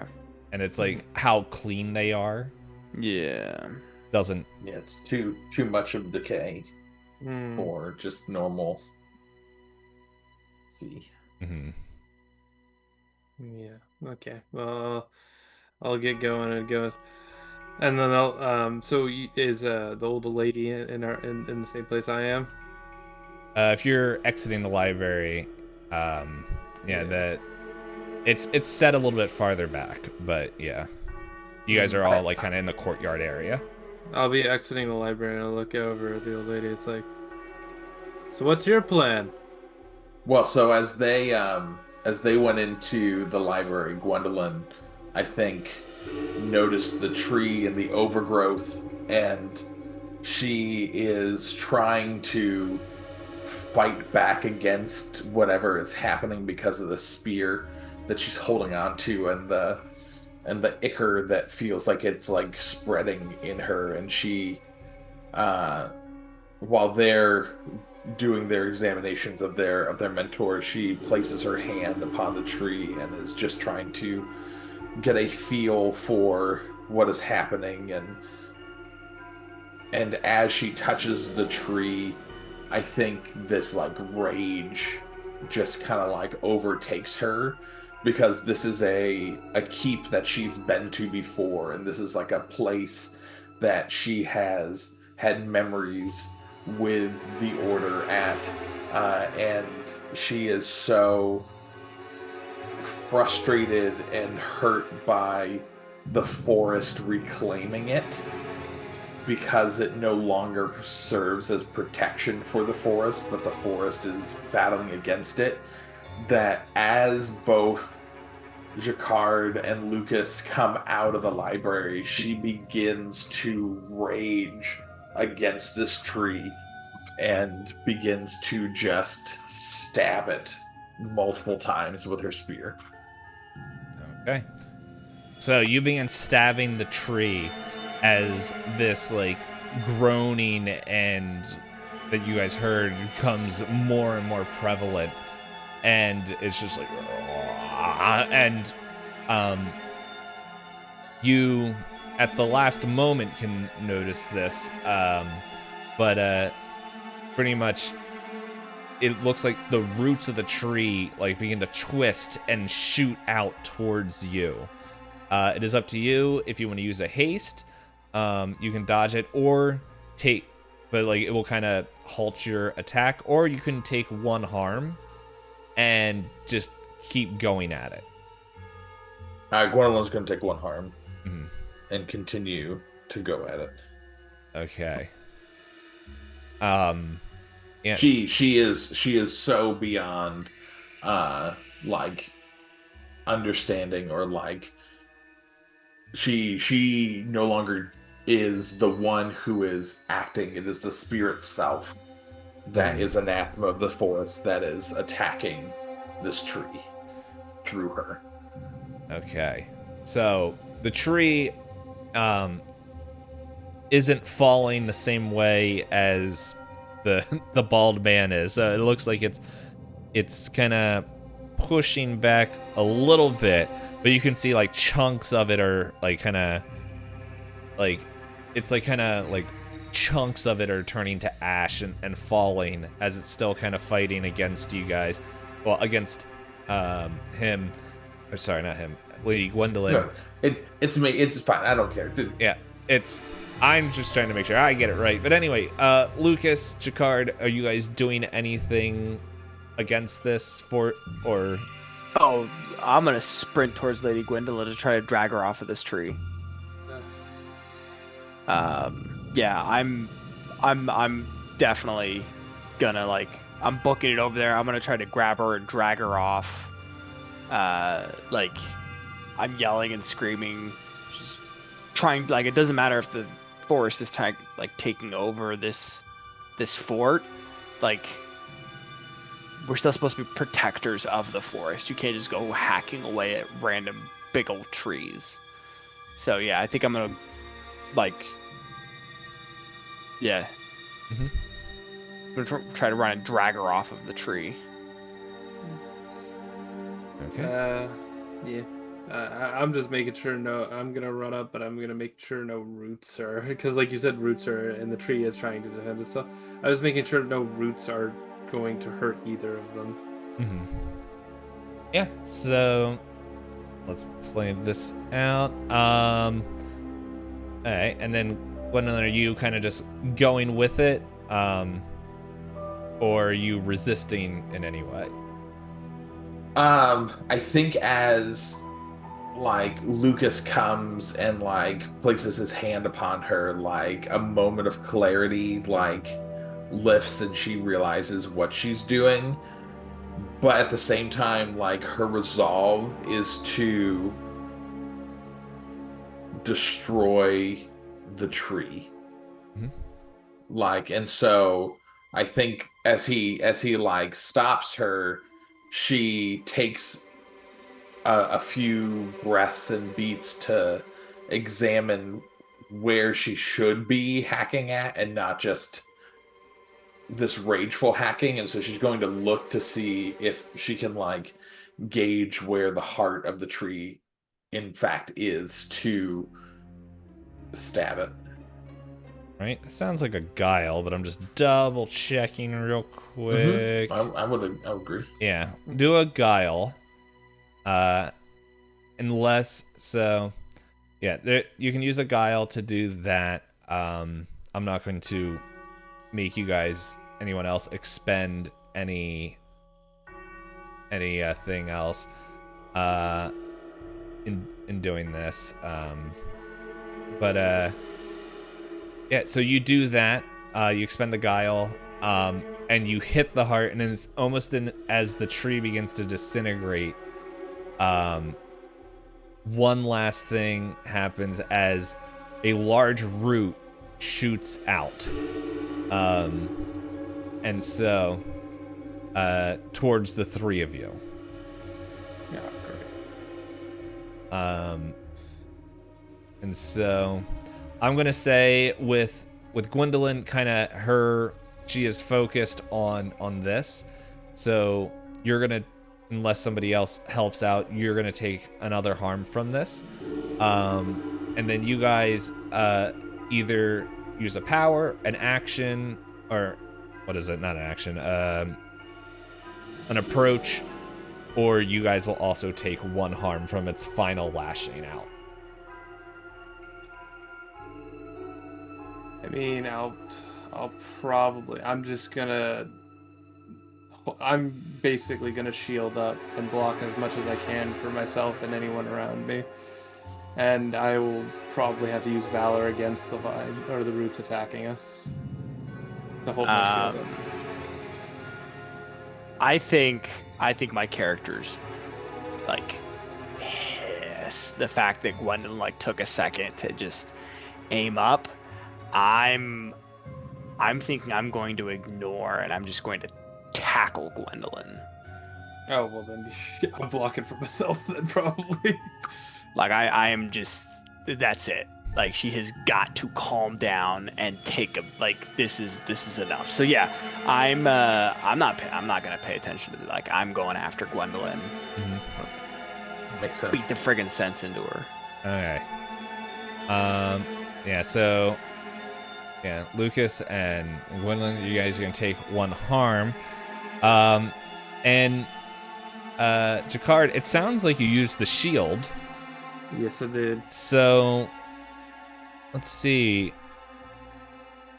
You must pay the price that you described when choosing this weapon. So what memory is leaving you as you use the shield? So previously it was like my adulthood and stuff like that. It was like the beginning of my adulthood. I have lost the memory of my mentor. Yeah, that's. You don't even know why you gave that blindfold to that corpse anymore. Not anymore. Mm-hmm. You remember giving the blindfolded corpse, but you don't know who the corpse is or why. Exactly. Oh man, I love it. What if That's good. He That's really just, good. He thinks about it for a second. It slips his mind. It's like, what am I even doing here? And he's just holding the shield up as he's just like blocking the vines as they go around it. And if Gwendolyn gets a chance to go past Coochie, she'll regale you all a story. It took me a second to realize who you were talking about. I'm like, who? Yeah, Mr. M? Mr. M. Yeah, Mr. M, also Yes. known as Coochie. Brother Yeah, M. Yes, Mr. Coochie. All right. All right. Well, It's like Stanley Tucci, but different. so Lucas and Gwendolyn, how are you guys resolving this? I think as he tackles me and this like branch comes, I think the branch like penetrates both of us simultaneously, and I think it like goes through Luke. Oh, come on! What? I don't know what you're talking about. Nothing. No, just everybody's reaction to that word. It's what it would have done, or Yeah, slashes us. Sorry, right, as it slashes out against us. All right, sorry, it doesn't go into us. It just slashes, but like it hits you first, and then it hits me. And so I think like as I notice that it's caused harm to you, that like immediately like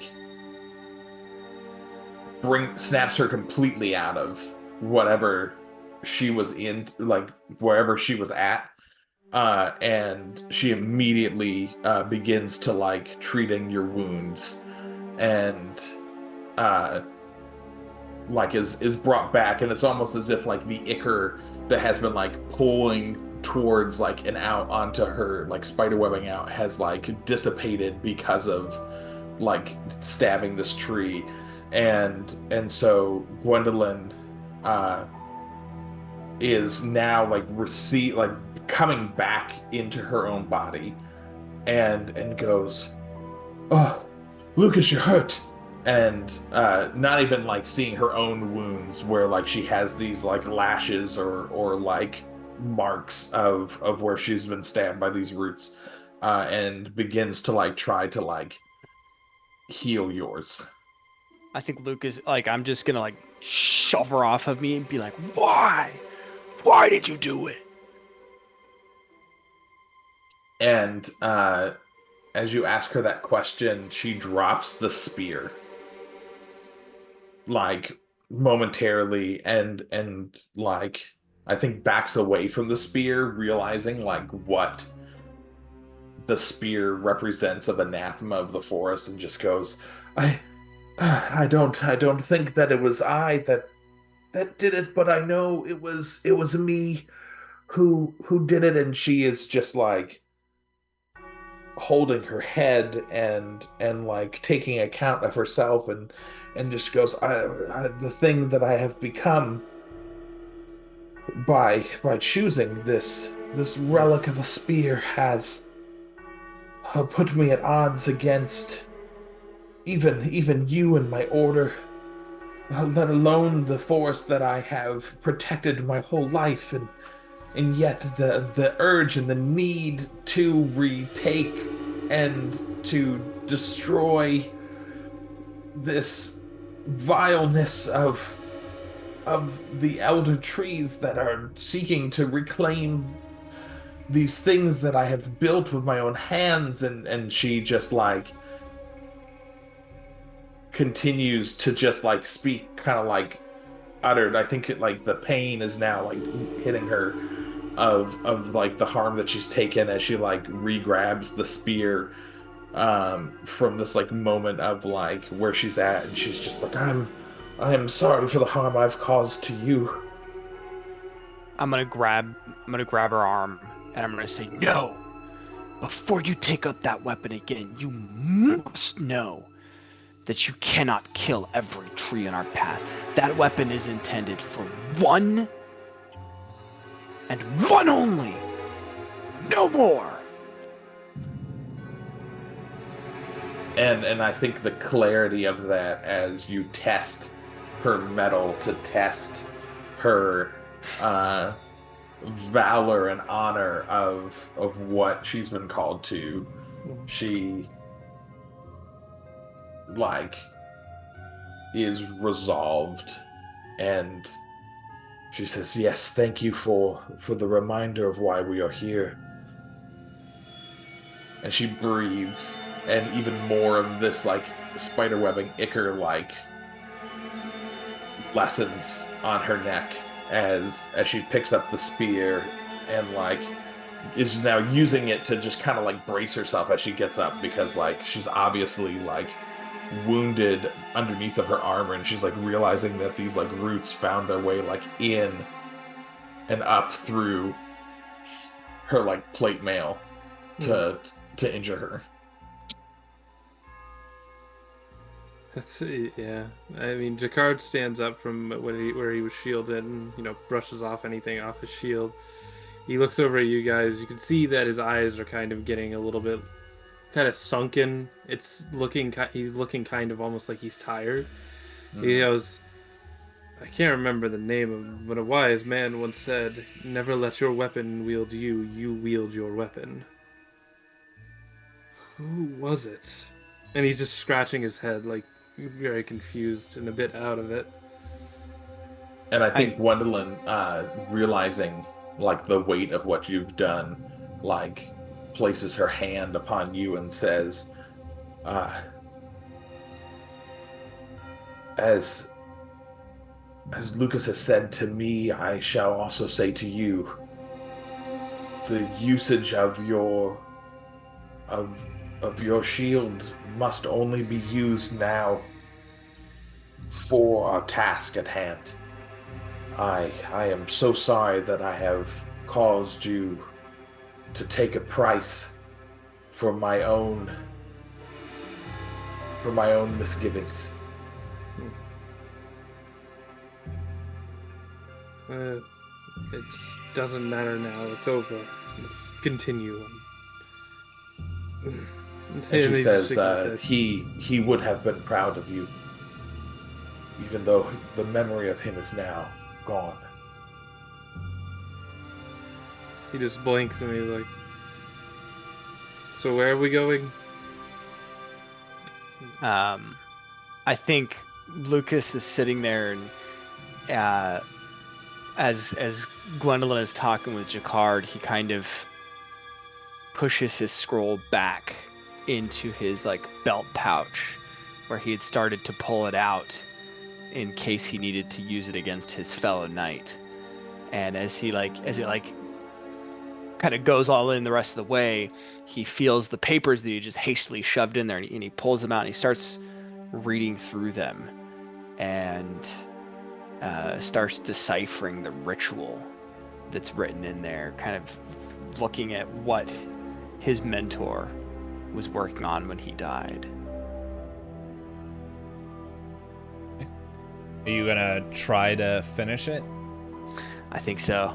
I think looking at it, I can see what he was trying to do, and it's powerful. It's brilliant. It's visionary, but it's dangerous, and it demands a cost. I'm looking around for some kind of ink, of something to use to like finish out I can see he's got written out the first few lines, and I know what words he meant to use at the end.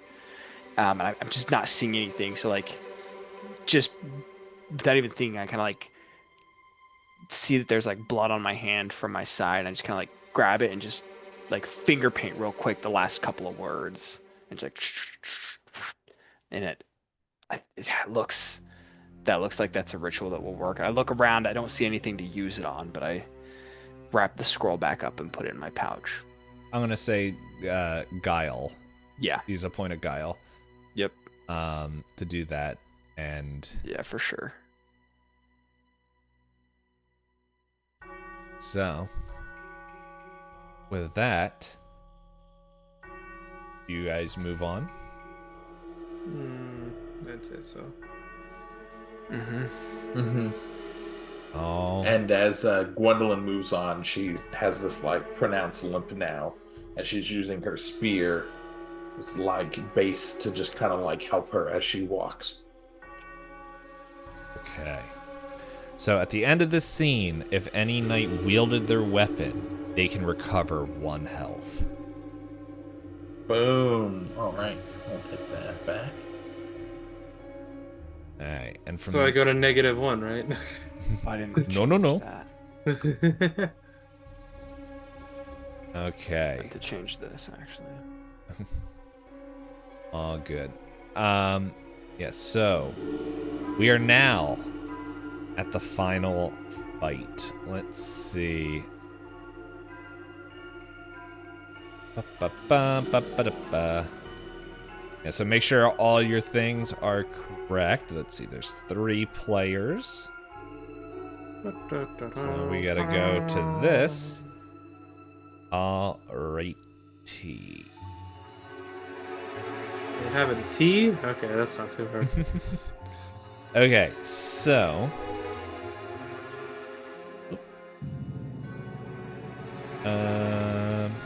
just double checking there. All right, so there is. Oh, here, let's introduce the scene. You guys enter a clearing deep within the wood and the veil and all that, and just everything that you guys see as you go through.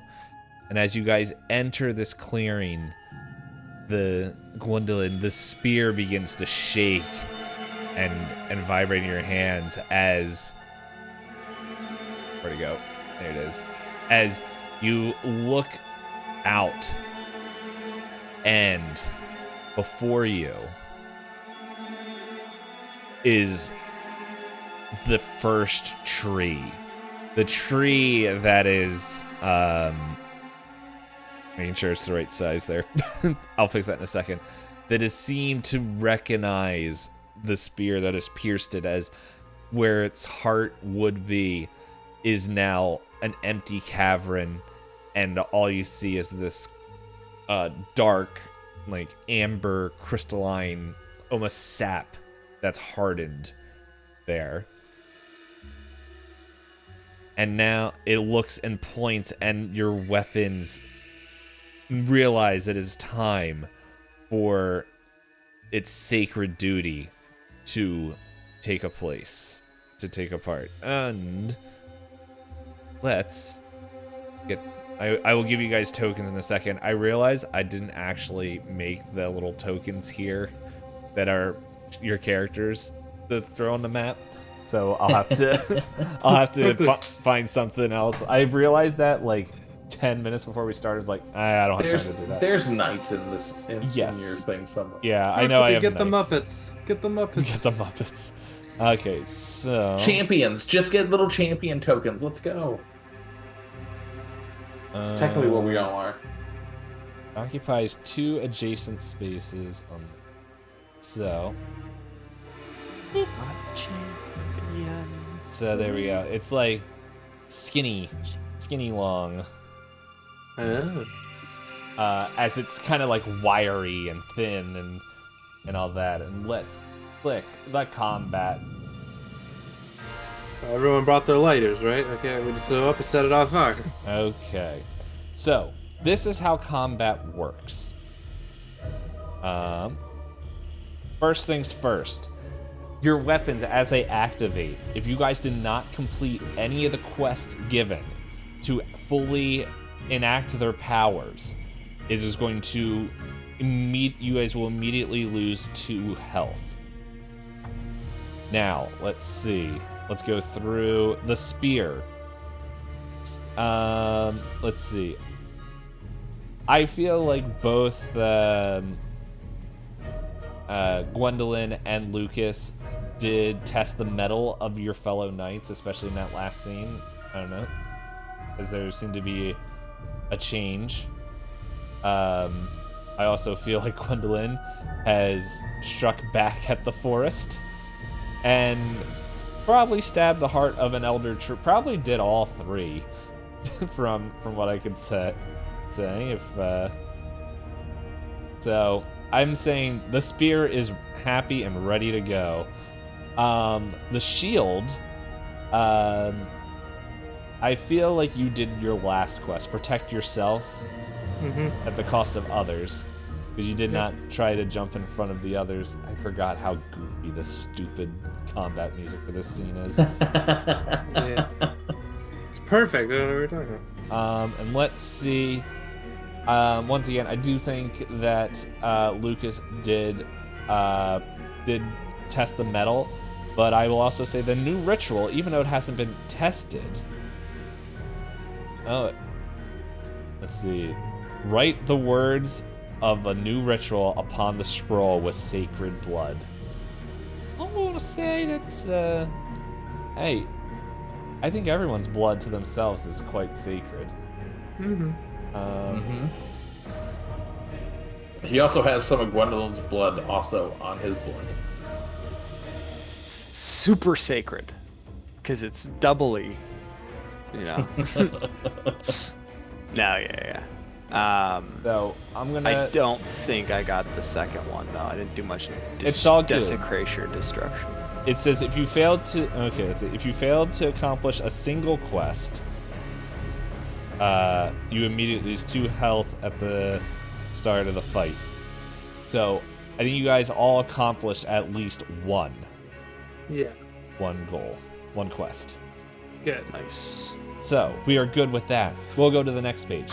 So this is how this works. The fight is gonna go pretty much. You guys get to choose whatever order you want to go in.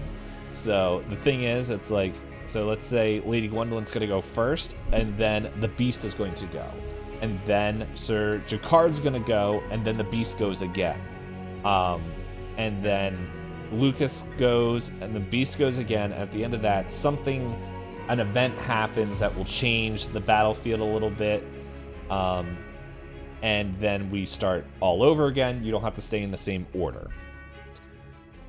Here, you're only allowed to take 2 out of the 3 options. You're allowed to move, which is you're only allowed to move 1 square on the grid.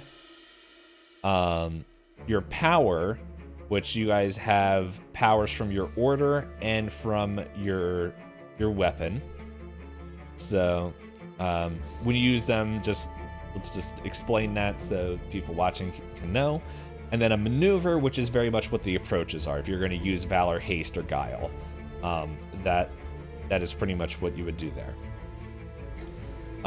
So you guys can repeat the same action. However, you cannot use the same power twice in a single turn. And then I've made the grid here. I will get you guys some tokens in a second. And then you guys can't occupy the same space. And then if the Beast moves into the space where the Knight is standing, the push effect takes place. The Knight immediately is moved to an adjacent open space and takes 1 harm. There's no adjacent space. The Knight moves to the nearest open space and takes 2 harm. Let's see. And then we'll cover if you guys reach 0. Your power should tell your range. And let's see. You guys are fighting a Lithe Beast. Oop, as I flipped too far forward. Which we have there. Okay, I have its health here. So we'll keep track of that. And let's find you some tokens. I feel like this was in the back here.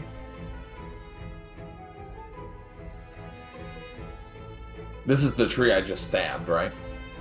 No, this is the first tree that the spear was made out of. It turned into a monster because my mentor tried the ritual on it. Yeah. Yeah. That's great. Yeah. I love it. Yeah. And it came back for its revenge. No. It's funny, the whole vibe. And Jacquard is like, I'm here for some reason. Yeah, hello guys, how you doing? Oh, that's I'm here to make friends and kick trees, and I got no more friends. I'm here for some sweet reason. Equip shield. Why am I here? These ones move. Look at that. Whoa. Whoa, that's exciting. This is like free. Hold up, let's see. Can I change the color?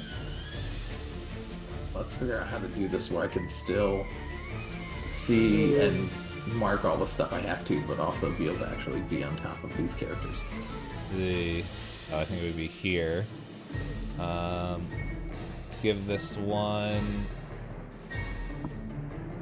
Lucas, and then tint color green. Yeah. Nice. Yeah, there we go. Ooh, can I? Yes. Look, if I just do this, that's like chopping their head off with a sword right there. See? Boom. That's me doing it. I lost him. Nope. There. Yeah. Stay back. Lucas, stop teabagging the monster. We're not playing COD, guys. Goodness. That's roll 20 teabagging right there. It's like the Got Milk commercial, but got wood.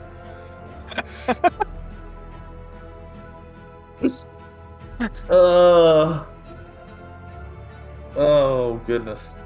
There's too many things. I'm going to just keep my mouth closed. Same. Same. Oh, man. Right. I don't have control of any of these yet. There we Yeah. go. There's Jacquard. Make me purple, D-Pain. Oh, that's just not a good sound. There we go. So you guys should have control of your characters. Dame Duty Dench really wants to be purple. Is it alt makes me turn? No. How do I rotate it? There's like if when you click click on it, there'll be a blue box, in like the upper circle right-hand you can corner. drag. Oh, gotcha. Perfect. Okay, I want to also Hey, just there we go. make this. Let's see. That way it shows up on the stream a little bit easier. Okay. So. Wait, who would like to go first? Actually, I think I would. Okay. Okay. Yeah, I think I'm going to start. Oh wait. Yeah. Sorry, I'm trying to get back to where my page was with my powers and what I can do. Okay. I'm going to start by using one of my powers. It's Writhing Unknown on the beast. Do I have to move for that range one? Yeah, so actually I gotta move up one. So first I'm gonna move. Okay. How many do you have to move? You can only move one square. Only move one square. Oh, I can't do that. Okay, I'll do Veil Wave instead. Just short incantation.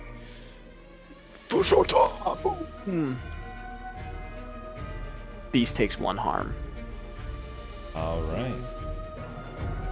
Was that a part of the scroll? Yeah, it's one of the scroll powers, yeah.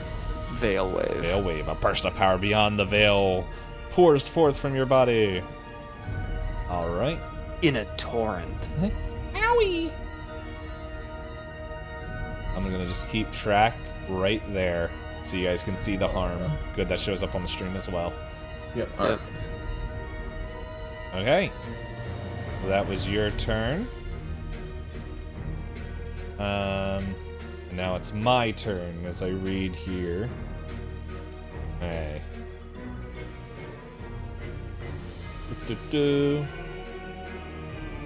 Does my one power not work with the beast? My pre-natural ability to detect oncoming danger.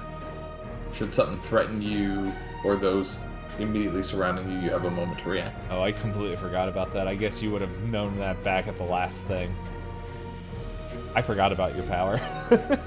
No. Yeah. That's fine. Well, I was at that point. I don't think that power would have. Yeah. Like I think if the tree was going to attack me first without me attacking it, then yeah, that would have. But since I was in the dynamic of getting attacked, I don't think that. I feel I like would have this been is using that power. the way I'm reading it, and feel free to disagree if you think it isn't. I feel like it's almost like a danger sense that you're able to do that, and it's like you know what the danger is. No, that's fine. Yeah. I was just asking the question. Yeah, No, I'm good with that. Yeah, so it's like the danger's in front of you, but it's not like it's giving you like a sixth sense, at least from how I'm reading it, of to know what it's going to do. Yeah, that's fine. So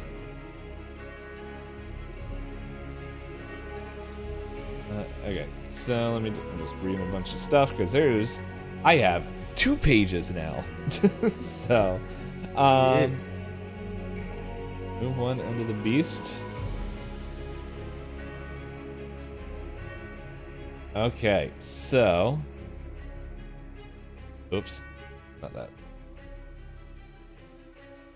Forgot I was still in marker mode. Boop. Okay, so this is fun. So the way it moves is that I choose one end. Let's see.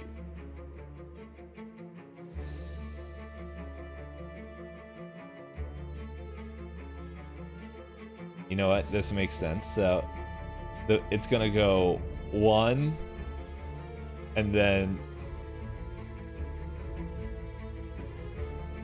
2. Yeah, go for the spear. Yep.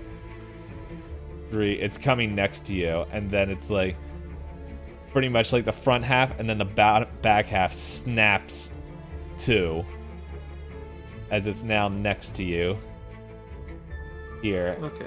And that's how it moves, which it's like it kind of it's like stretches out because it's a lithe creature, and it's gonna lash out.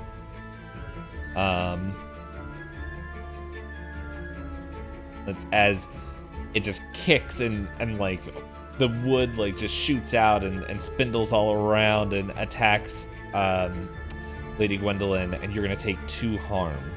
Yep.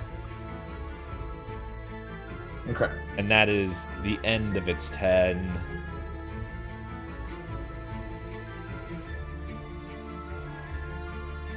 Hey, it makes you feel better.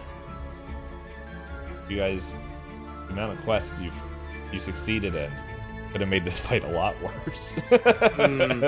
Yeah. Yeah. I was looking at it. I was like, oh, that's pretty sad. Yeah. Yeah. So you got any plans, Gwendolyn? Yeah. Is it my turn? Yes. Yeah, you can go for me. It's whoever the beast is done, so yeah. it's whoever wants to go. All right. Gwendolyn will take flight. Yeah, I thought. So she is going to remove herself from the grid until the start of the next turn. So she should be out here. So she, you just see her as she takes this pain, which she's already like hurting from, and she goes and just like points a spear upwards and just takes flight up into the canopy, and then she just disappears from view. All right. Okay. If you wanted, just because, like, just to make sure you can understand, make sure that you're understanding everything. You could have used a power of your spear and then your oath power if you wanted to attack before. Can I do both? Yeah, it's saying you just can't use the same power twice. Yeah, the same. Oh, I thought it was saying. Okay. Yeah, no. I thought it was saying I could do a move action, a power action, or a maneuver action. So but I couldn't underneath do... it says the knights can repeat the same action, though they cannot use the same power twice in a single turn. Like I can't. okay. I can't double rally to heal everyone. Okay. Then there you go. Let me do just my initial.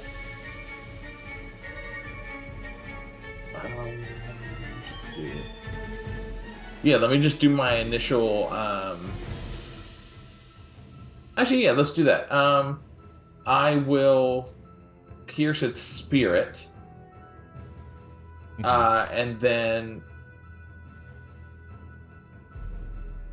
it won't be able to take an action on its turn. So I'll pierce its spirit, and then I'll fly up into the canopy.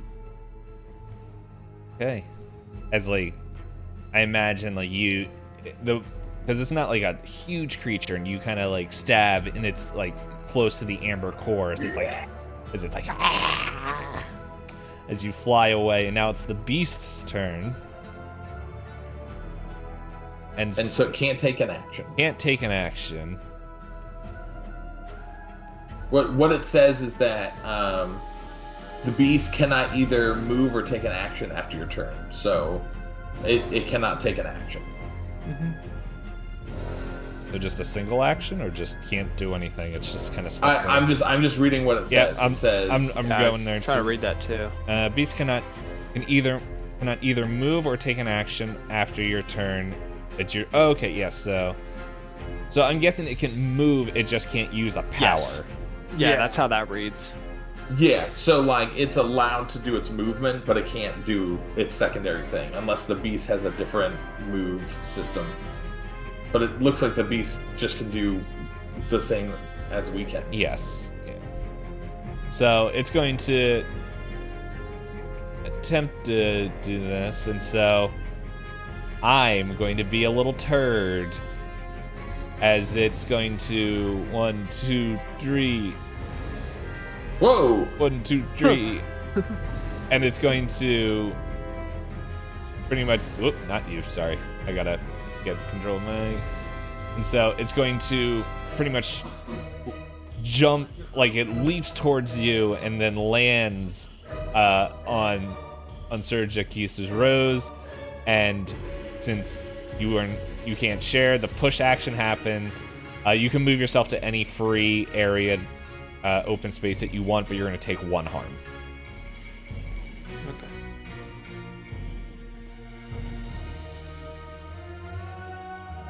So. And that's its turn. Now, Sir Jacquard, it's your turn. Yeah, I think I'll move back 1.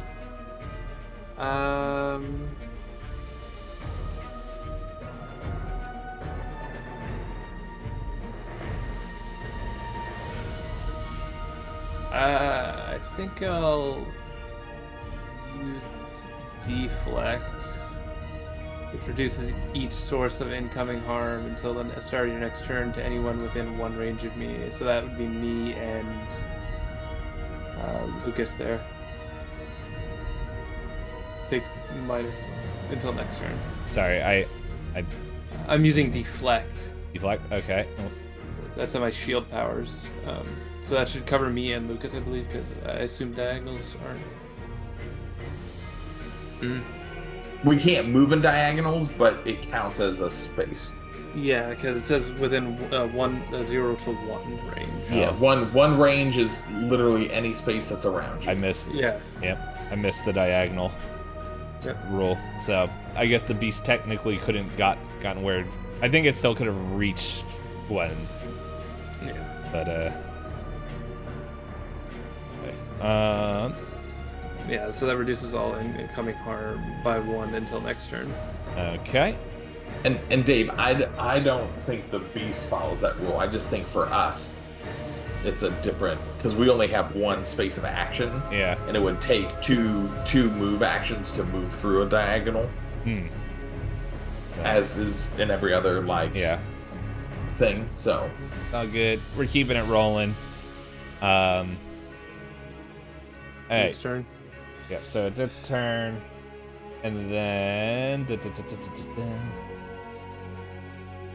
it's going to do a little razzle dazzle. Run. Is that what I want to do here? Yep. It's gonna do that.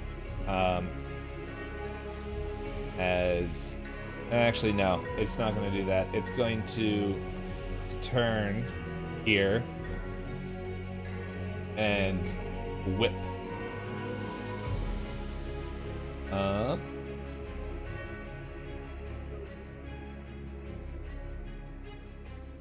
Yep, so it's going to whip out at Lucas, who heard it, and you're going to move 2 spaces back and take 1 harm. You're going to move like right there. And take 1 harm from doing it. It moves me 2 spaces? Yes. And that's what the whip does. Choose a knight within a range. Move that knight up to 2 spaces in a straight line away from the beast. Oh, I guess you would go this way. And take 1 harm. 0 harm because I'm Oh, blocking. there you go. Because when you got hit, you were in the spot, so you don't get the Yeah, it hits initial our, hit.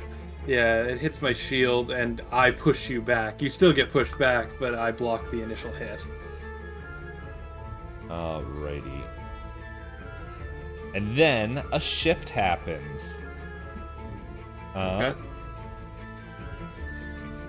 And so, yeah, so pretty much like it like roars and rears up and smacks the ground as like boulders appear. And let's see. I will get a rock here, but there's going to be some spaces that you guys cannot cross through. Okay. Oof, lovely. Can the And then beast once cross through? those They're impassable. for spaces are everybody, so. Okay. once those spaces are down, that'll be the start of the next round, and then I'll come back and find a spot to be. Like, here we go. Let's just have to do.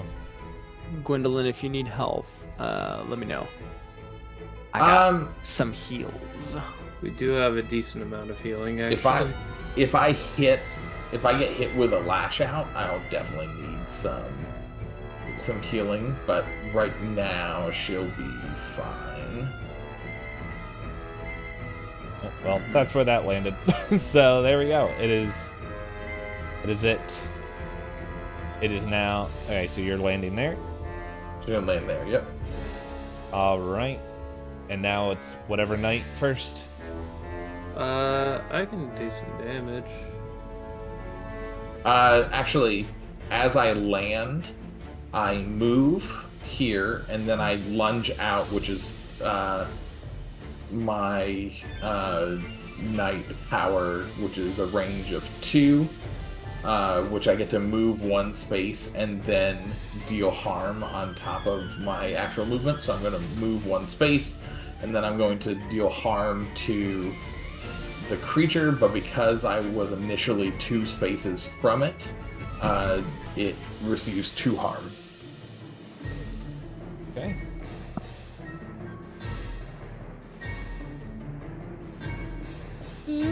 Oh, that's. Uh-oh. I will mark it in a sec. And so, Lucas, if you would like to provide healing to her before she receives whatever is about to happen when the beast Yeah, comes I for think. her.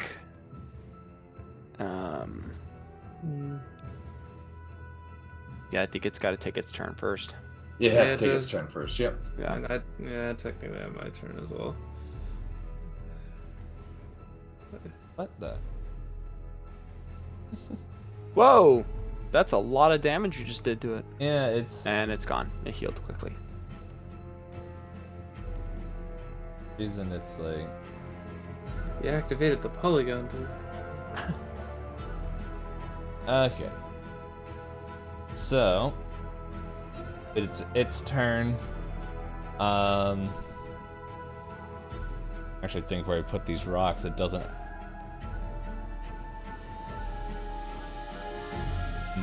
You know what? It's right in front of. I do this.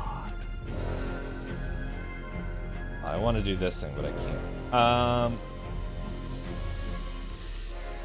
Let's see.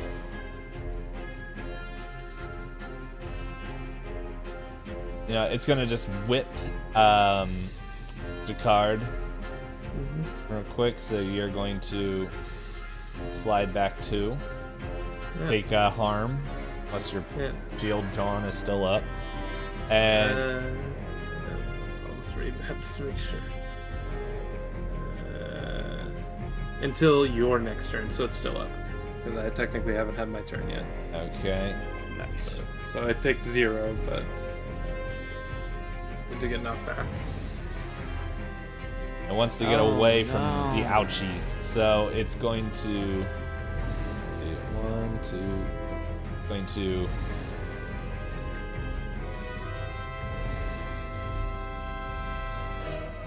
Move up right here. That's its turn. All right, Josh. This is. Real quick, I just want to clarify. Is it? Cause it's my turn next. Yeah. then You it's do their not have to turn. heal me, especially since it's running away from me. Yeah. If it attacks me again, I'll need healing. But you don't have to heal me right now if you want to try to. I need to read one of my things until the end of the round. I'm the last player this round, so that does a little less. Well, Okay, we so can here's what I'm gonna do. Move whenever. Yep. In Here's what I'm order. gonna do. I'm going to hit it with a another blast, another veil wave to deal it 1 harm, and then I'm going to use Phantasm. So me and Josh are going to become spirits. As a spirit, you cannot use any powers during your next turn, and you cannot be harmed. During your next turn, you may move 3 spaces and heal 1, after which you are no longer a spirit. Okay. It's a good setup.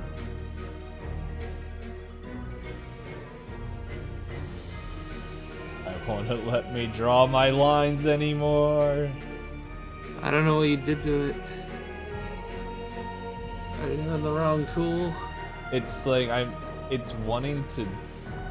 The freehand thing is it's just being very strange. Red rum, yum yum, red rum. Yeah, it's not letting me do that. Oh, Yeah, well, we can just mark it for you. Yeah. I got you. I've got 4 right now. Same. Damage on you, so. Yeah. So. Yeah. Yeah, I marked down the same. Yeah. We can do whoever damages marks and it's fun. We got 10 more to go, guys. Alrighty. And Thank you, Hunt PDF book.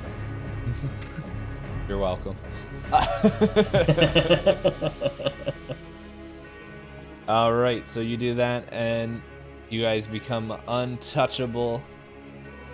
Spirits. But let's see, this creature doesn't have an intelligence much, so it's gonna come out and lash. Going to Shububi, and then it's going to lash out at you, and then nothing happens. And it's mad. And that's the end of its turn, so that's all 3. Eventus. Yes, Momentous. and pretty much as it like swipes through the air, you can see like almost like this energy of like and rage like kind of just begin to like become visible on this creature as it begins to like get angrier, as its like fingers sharpen and become harder to a point, and it's probably going to do more harm to the next person it attacks. No. As it's bueno. Beast. Okay. Who's up? It's Anime's turn, I think. It's anybody's turn. Like you guys can change. Or I thought Anime already went. Then it, I haven't. oh, then it can't do that thing. Hey, that's what it's gonna do after Anime's turn. Well, no. So Nate did his turn, Yeah. and then it reacted, which was attacking Nate. And then And now it's Anime's turn, and then it gets to. Then have it does the another. thing. Yes. Yeah. Yeah. Yeah. So Anime's your turn. Sorry, I thought you went already. No, I went first. Yes. No, At the I first got of it the now. round. Yeah, I got okay. it now. So go ahead. Okay. Move up here. I think I can hit you. You I can, I don't. Because unless you want to count diagonals. It's 3 out for me. It's rally. Powers and range. I don't know if it counts to hit either of them. A range 0 is in the same space as the knight, with all other range being the number of spaces away. Range 1 power effects is basically immediately left, up, right, up, down. And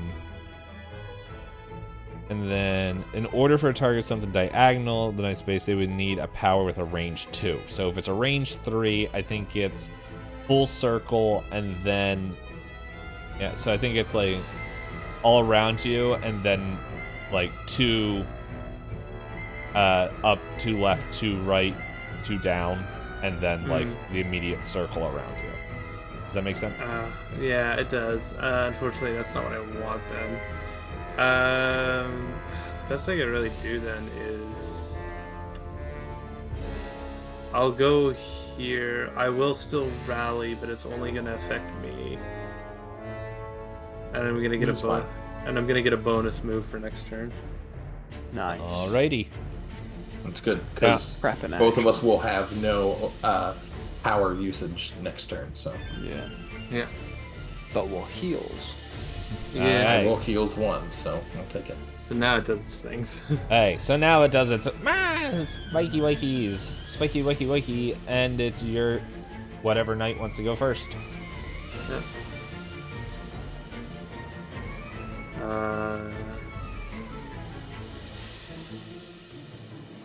Gotta say, do either of you guys want to go first? Or do you want I'd go first. Yeah, I'll let you go first because Yeah, I'm just trying I'll to figure out where I go- want to end up at. Yeah. There it is. Try I'm which waiting. tool let me. 1. Are you guys still ghosts? Yes. Until he finishes I'm done moving, with and my then he turn, won't yeah. be a ghost. Yeah. So I'll move here, and then I heals 1. So he is no longer a ghost. Yep, okay. I Now am I'm no still a longer a ghost. Gotcha. And based on what your monster does is based on where I'm going. So.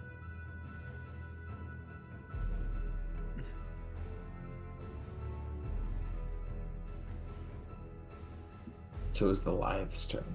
Oh, yeah. Let's see. What do I want to do here?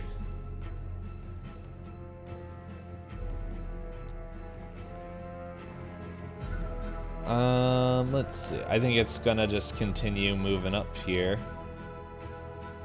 1, 2, 3, and shaboom. Hello, boys.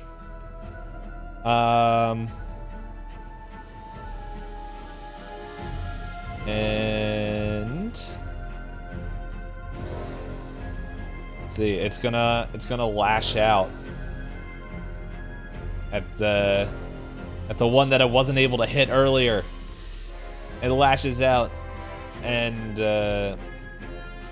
well, I guess technically it'd be attacking both of you guys, but one can't be touched. However, Yes. Yeah. the lash out has 2 harm to all knights within range, but because of its enragement, that is going to be 3, damn it. 3 harm. As it rips into your That armor sucks. and just like, That sucks. I'm sleepy! That's all good. Oh, no, I got that wrong. This is 3. Yeah, 3 harm. Yep. And that is its turn. Alright, then I'm gonna move 1, 2, 3 to here. Coward. I am no longer. Oh, what's that? Oh, just moved me. Oh, funky monkeys. There we go. I just want to be able to take this down to 2 harm. There you go. Alright. Now I have 1 less harm and I'm over here. All right. And now it's its turn. You know what? I want to do the move. Wait, let me make sure. All right. It's going to move. And it's going to pretty much go here, here, and then here. So it's going to move through Lucas's square. Yeah. And so you kind of get pushed. Whoop. Oh, I guess. Sorry, my bad. Yeah. Oh. Yeah. Which way would it push him? Would it push him? I think. Yeah, Push him I guess it would make sense pushing him that way, or out of this way. It's your choice. I guess narratively, it makes sense for him to go there. Let's go here or over here. I guess where you're at. Yeah, because it's Like there. Yeah, we'll put him there. Yeah. Okay. So you're gonna take 1 harm from the push effect, and you are unable to move during your next turn. And that's its turn. Can I go? Yep. Okay. You could have technically gone before any of them. Just gotta tell. Yeah. Hey. Yeah. But you see, I need him to be in that position because I'm gonna charge him.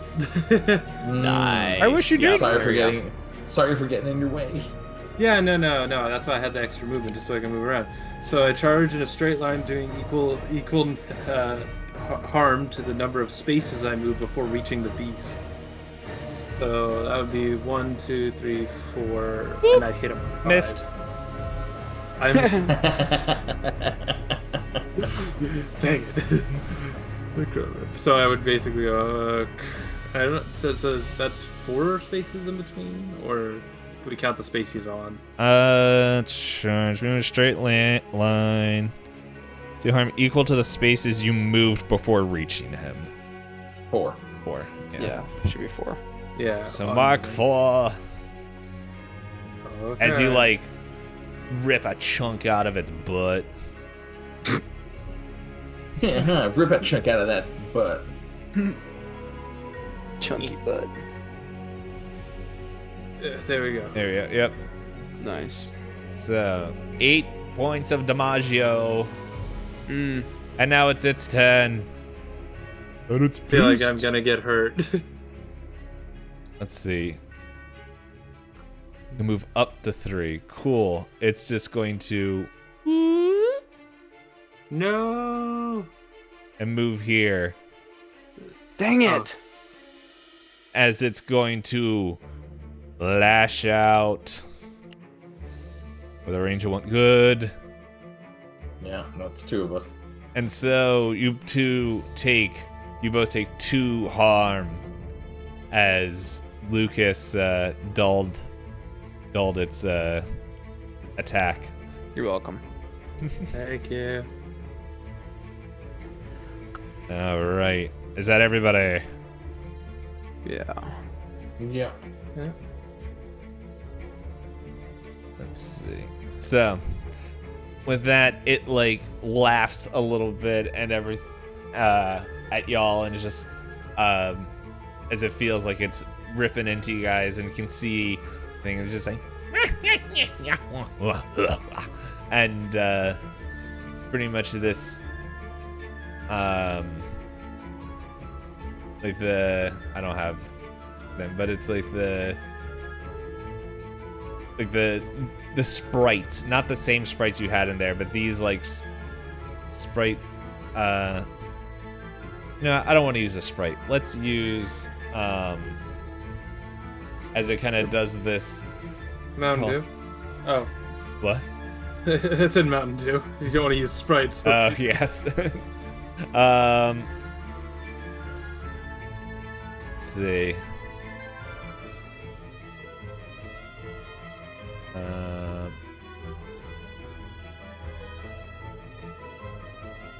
This is the fun part because I don't use Roll20 as much. I'm like, what did I buy again?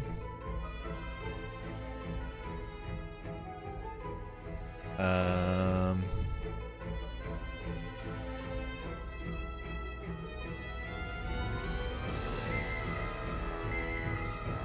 see. like a bear comes in and starts laughing as well. It is a mundane creature, so it's like, So we just hit it and kill it with our pretty weapons. much. It's as much threat as a normal mundane creature. You know what? Let's make 2 because it's fun.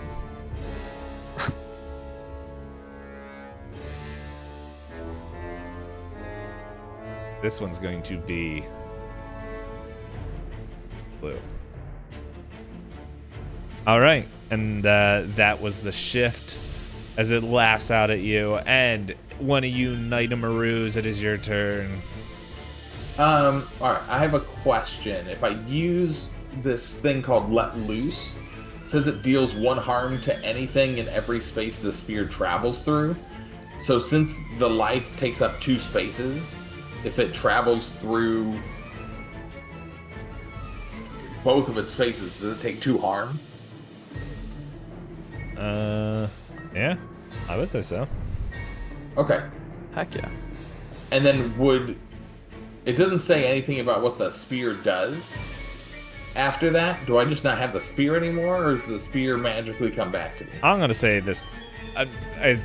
It feels like it comes back to you. Like, Okay, yeah, perfect. I was just making sure. These are magical relics, so I imagine it's like, I don't see anything that says that it stays there. So, all right. So I'm gonna have to take a step back to do this. So I'll take a movement, and then I'm going to let loose. So I throw my spear, and it travels through both of these. So it goes 1, 2, 3 squares, and that deals 2 more harm to the beast. Chipping away.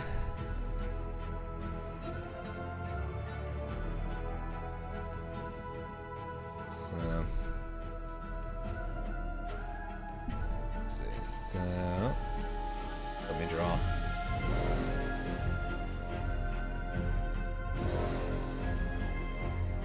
Boop. There we go. So 2 points of damage. Right? Yes, 2 more points of damage. Okay. And So it should have a total of 10. Yep, it does. So, with that, it is going to screech out and let's see. Pa, pa, pa, pa, pa, pa, pa. Oop, I'm drawing. I want to draw. Oh no, it's really bleeding. All right. And so it's just more pissed off at you. So it's going to just move up 1, and 2 are still in its range. So it lashes out, and both Gwen and Jacquard both take another 2 points of damage as it's just pissed. As the bears are like, dang! Oh, I'm so close to dying. Oof. So is it. Um, And that's its turn for this round. It's either Lucas or Jacquard.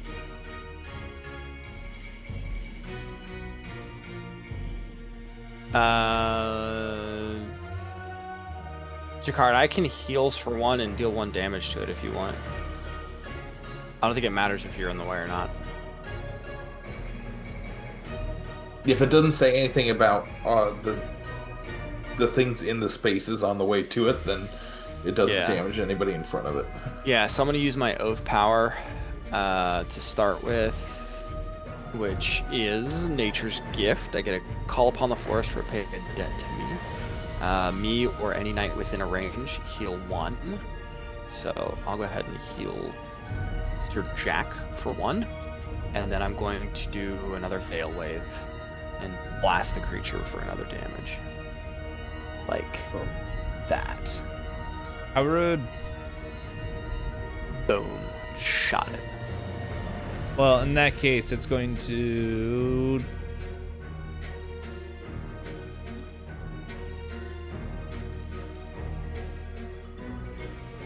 Yeah. it's going to shoot its butt back out at you. As it's going to go turn it this way, and it's going to shaboom as it uses Dazzle. As both, let's see, I'm just gonna move y'all that way. As both Chicard and Lucas, you guys take a harm from the push effect, and you cannot move during your next turn. Again?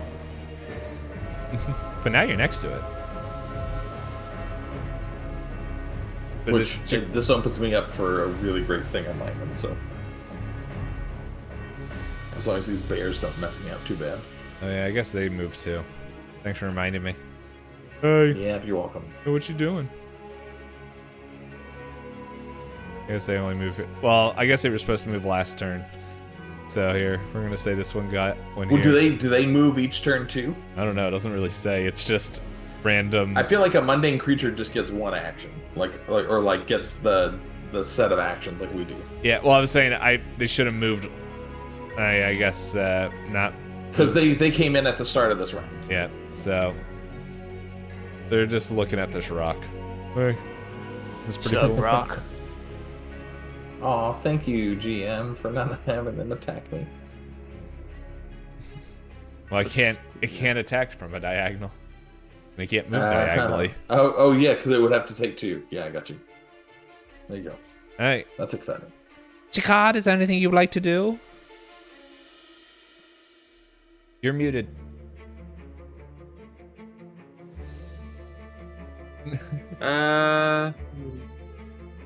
Well, Thinking. what is he allowed to do? He just can't take a move He action? just can't move. Yeah, I can Oh, rally. gotcha, Or okay. I can rally or anything else. I guess I could just do both of just hunker down entirely because I can just use both powers. So I can rally and then deflect. Hmm. And that basically, Ooh. yeah.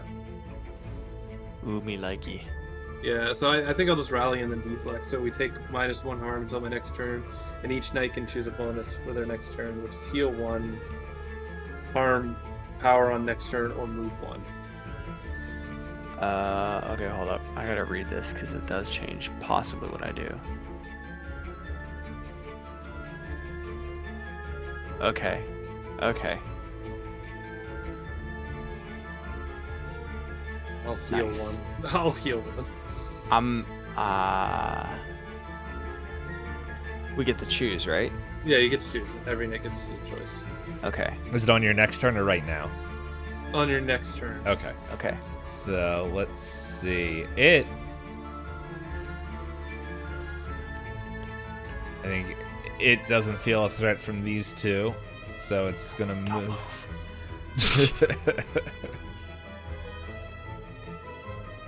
It is coming back for the spear, Oh, I might be dead after this one. and it's going to whip. I don't. Okay, good. I It's- won't die on this one. Yeah, it's the joy of me not remembering how much health anybody has. So, but I don't know. We're having fun. It's gonna whip and slam you back to boom. But Oh, then actually, then the that bear's works out back, great. right? Perfect. I'll take 1. Yep, take one. No, the bear's already moved.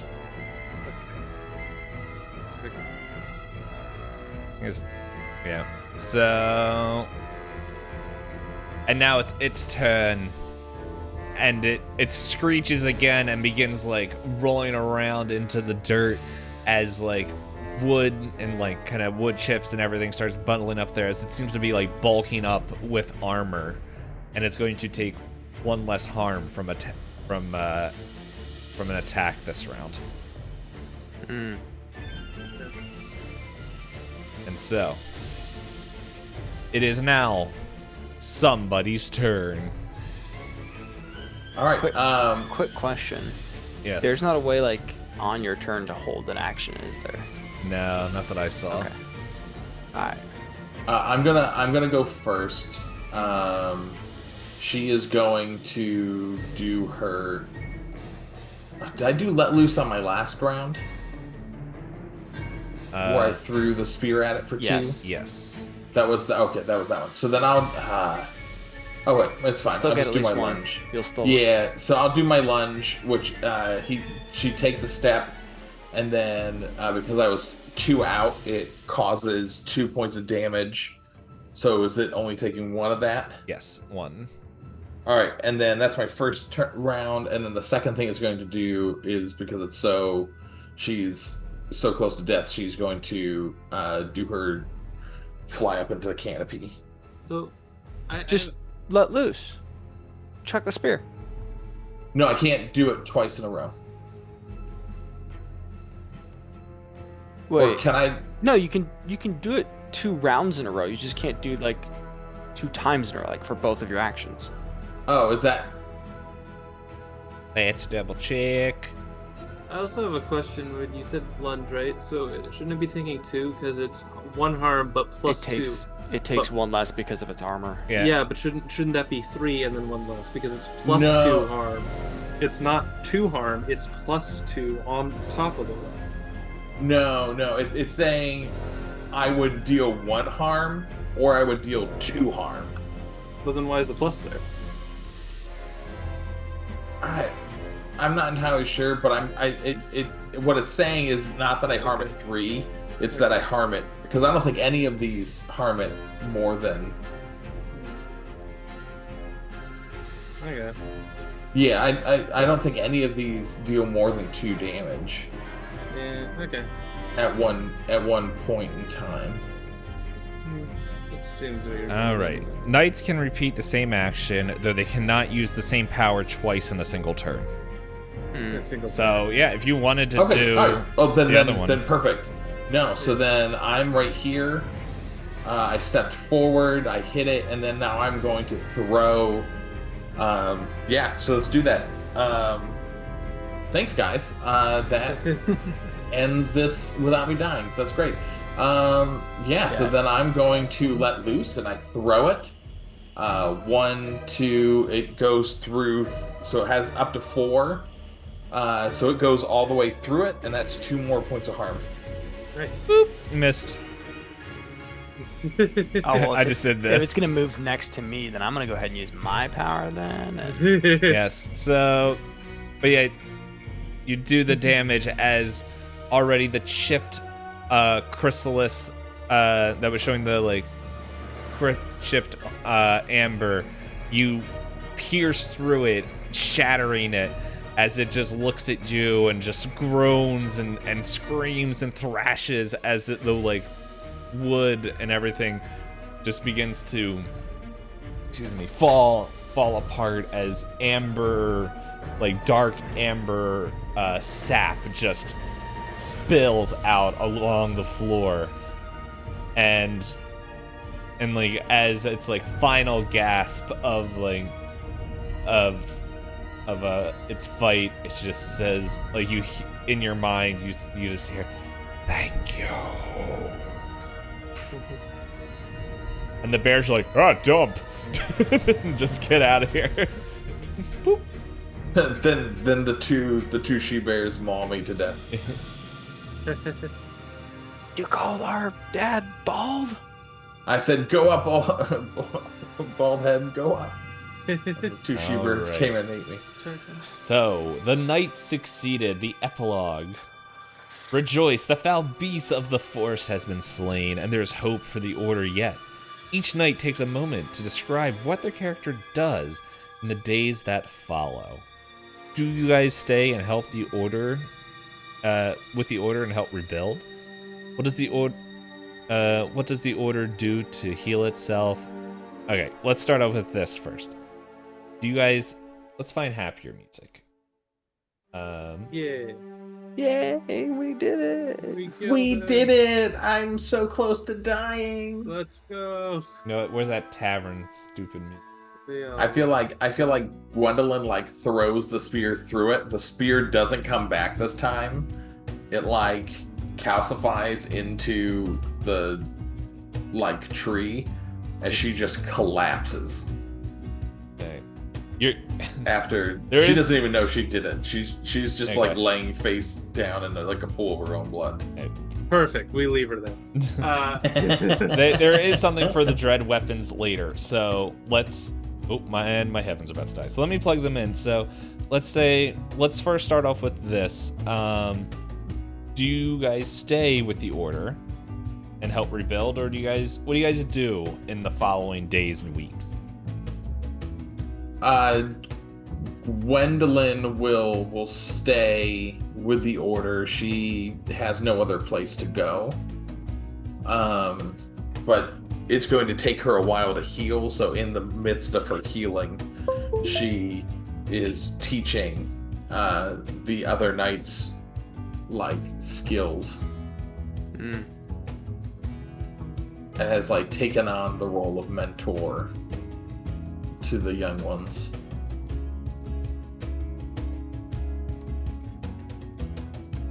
Since she has no children of her own, she then treats them as they were her own children. Okay. How about you, Lucas? Yeah, I think Lucas. I'm gonna stay with the order too. It's the only family that I know, and obviously we've had our rough times, our differences, our difficulties. Oh God. Hey, don't mind me. Jesus. We're in these lovely, just like deep. I have no children; they're my children. I have And no I'm family. an orphan this that is has my no family. mom. Blood just begins pouring out of the creature No. all of a sudden. I think no, Lucas is gonna spend a lot of time like rebuilding the keep and really focusing on fixing the broken parts that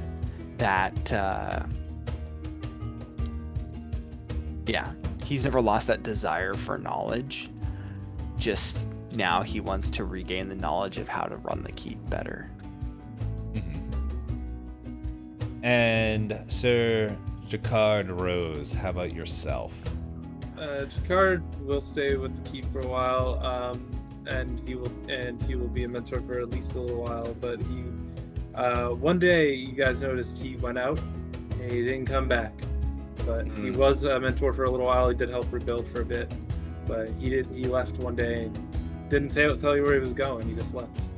He used his shield one more time and got his way back. Okay, so Maybe. well, it sounds like you guys have already mentioned like what the order does to heal itself. But what do you guys think? If you guys remember before Lady Gwendolyn murdered angry people, is like the surrounding villages and towns say that you don't come and help anymore. You guys ignored their pleas and everything. Does the order do anything to answer that, or are they kind of just staying more focused on themselves? It sounds like you guys are bringing new people in. Yeah, Gwendolyn would. She doesn't do anything specifically for the family of the man that she brutally murdered in cold blood. You use the shield to get rid of that memory. Here, hold this shield for me for a minute. She's been using that shield a lot lately to get rid of the memories she has.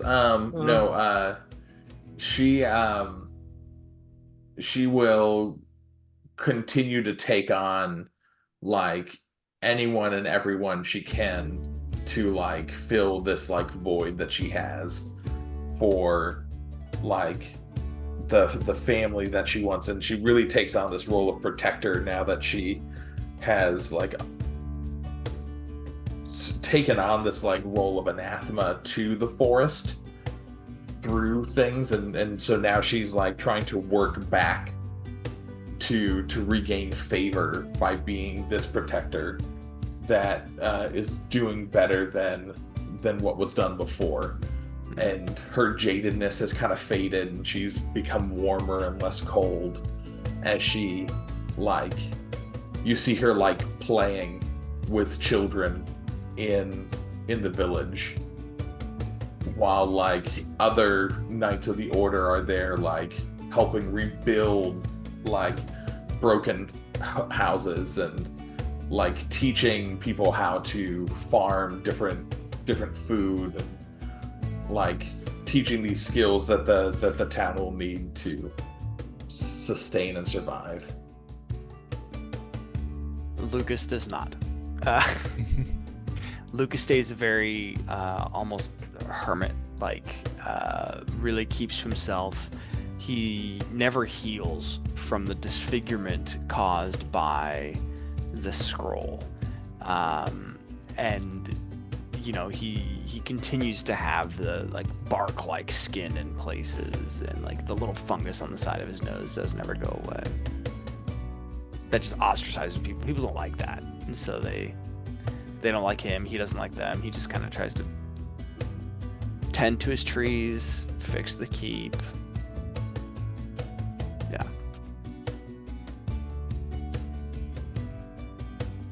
And yeah, Jakar, he definitely helps out where he could. Eventually, you know, finding his way to solitude in the forest itself. As we said, not remembering his way back, but until he leaves, he trains people on the Order of Echoes and the generalistic oath that is taken. And the final thing is, what happens to the weapons? You guys hold on to them? Does something happen to them? It sounds like we already know what kind of happens with the spear. Do they get locked back into the vault? What happens? And Josh, do you want to start with yours since you kind of already... Yeah, the spear, when it like pierces back into this like monstrous tree that was created from not only the desecration of the tree to create the spear, but also from the desecration of the creation of the scroll, it like becomes one again with the tree, and then as the amber like explodes out from it, like the spear itself shatters, thus like healing the wound that was caused by its creation. So we can't use the spear ever again when we play Hunt. Oh yeah. It's okay. If we play Hunt again... This is like Hunt Legacy, and now there's a card that says the spear can't be used anymore. I can say what happened to the shield. So the shield is still within the fortress. While studying and training some underlings, someone threw something at Jakar, and of course he still was carrying the shield for educational purposes. He used the shield and forgot where he was. He then ran out of the fort, into the forest, and has been wandering. And some of the knights come back to the order and say, "There's this man who helped me in the forest. He was super nice. Had no idea where he was," and he just continues to wander the forest. He doesn't know his own name. He doesn't know where he's at. He doesn't know anything anymore. He's lost everything. That was one epic like fight training session where like all the kids just kept throwing daggers at you. Yeah, exactly. Blocked him. I was like, yeah, he had to learn how to walk for a second. There was just like one kid that was just like, his voice sounds a little familiar. He's like, Hey, I know what you did to somebody. I will show you. Hey, I remember. Wait a second. No, I don't. no, it's. I also just like with that. I just picture like a scene like. Well, here I'll do end credits later. Go ahead. What do you got there, Nate? Yeah. So the scroll never makes it back to the vault. Lucas at first thinks that he's treasuring it as the last thing that he, ever got from his mentor, and continues trying to learn the power behind the different enchantments and runes and things, and uses it every once in a while to, help fuse two pieces of timber back together, repair this thing or that thing. But every time he does, he gets a little more, like his bark gets a little more worse than his bite. Every time, a little bit more, a little bit more, a little bit more. And eventually one day, no one knows what happens to him or where he went, but this mysterious statue appears in his chambers. This just kind of wooden tree statue there. That's all that's left. And the credits roll as we like look at the statue, and it's like it dims out as the light goes on, and then it's like maybe we see those sprites come back in and like drift through, and just the small one with the four others like kind of floats around the statue and a little bit, and they just kind of chime a little bit and go away as they fly out through the keep, now fully rebuilt, part of nature, and like one with the surrounding nature and the order, as Gwendolyn is, I don't know, still yelling at like some kids. It's like, don't listen to your anger. And then like go into the woods as we kind of go back to the path, and we sit at the keep. We just see a man holding a shield next to a bandanaed skull, just resting. And with that is the end of Hunt. Thank you so much for playing it.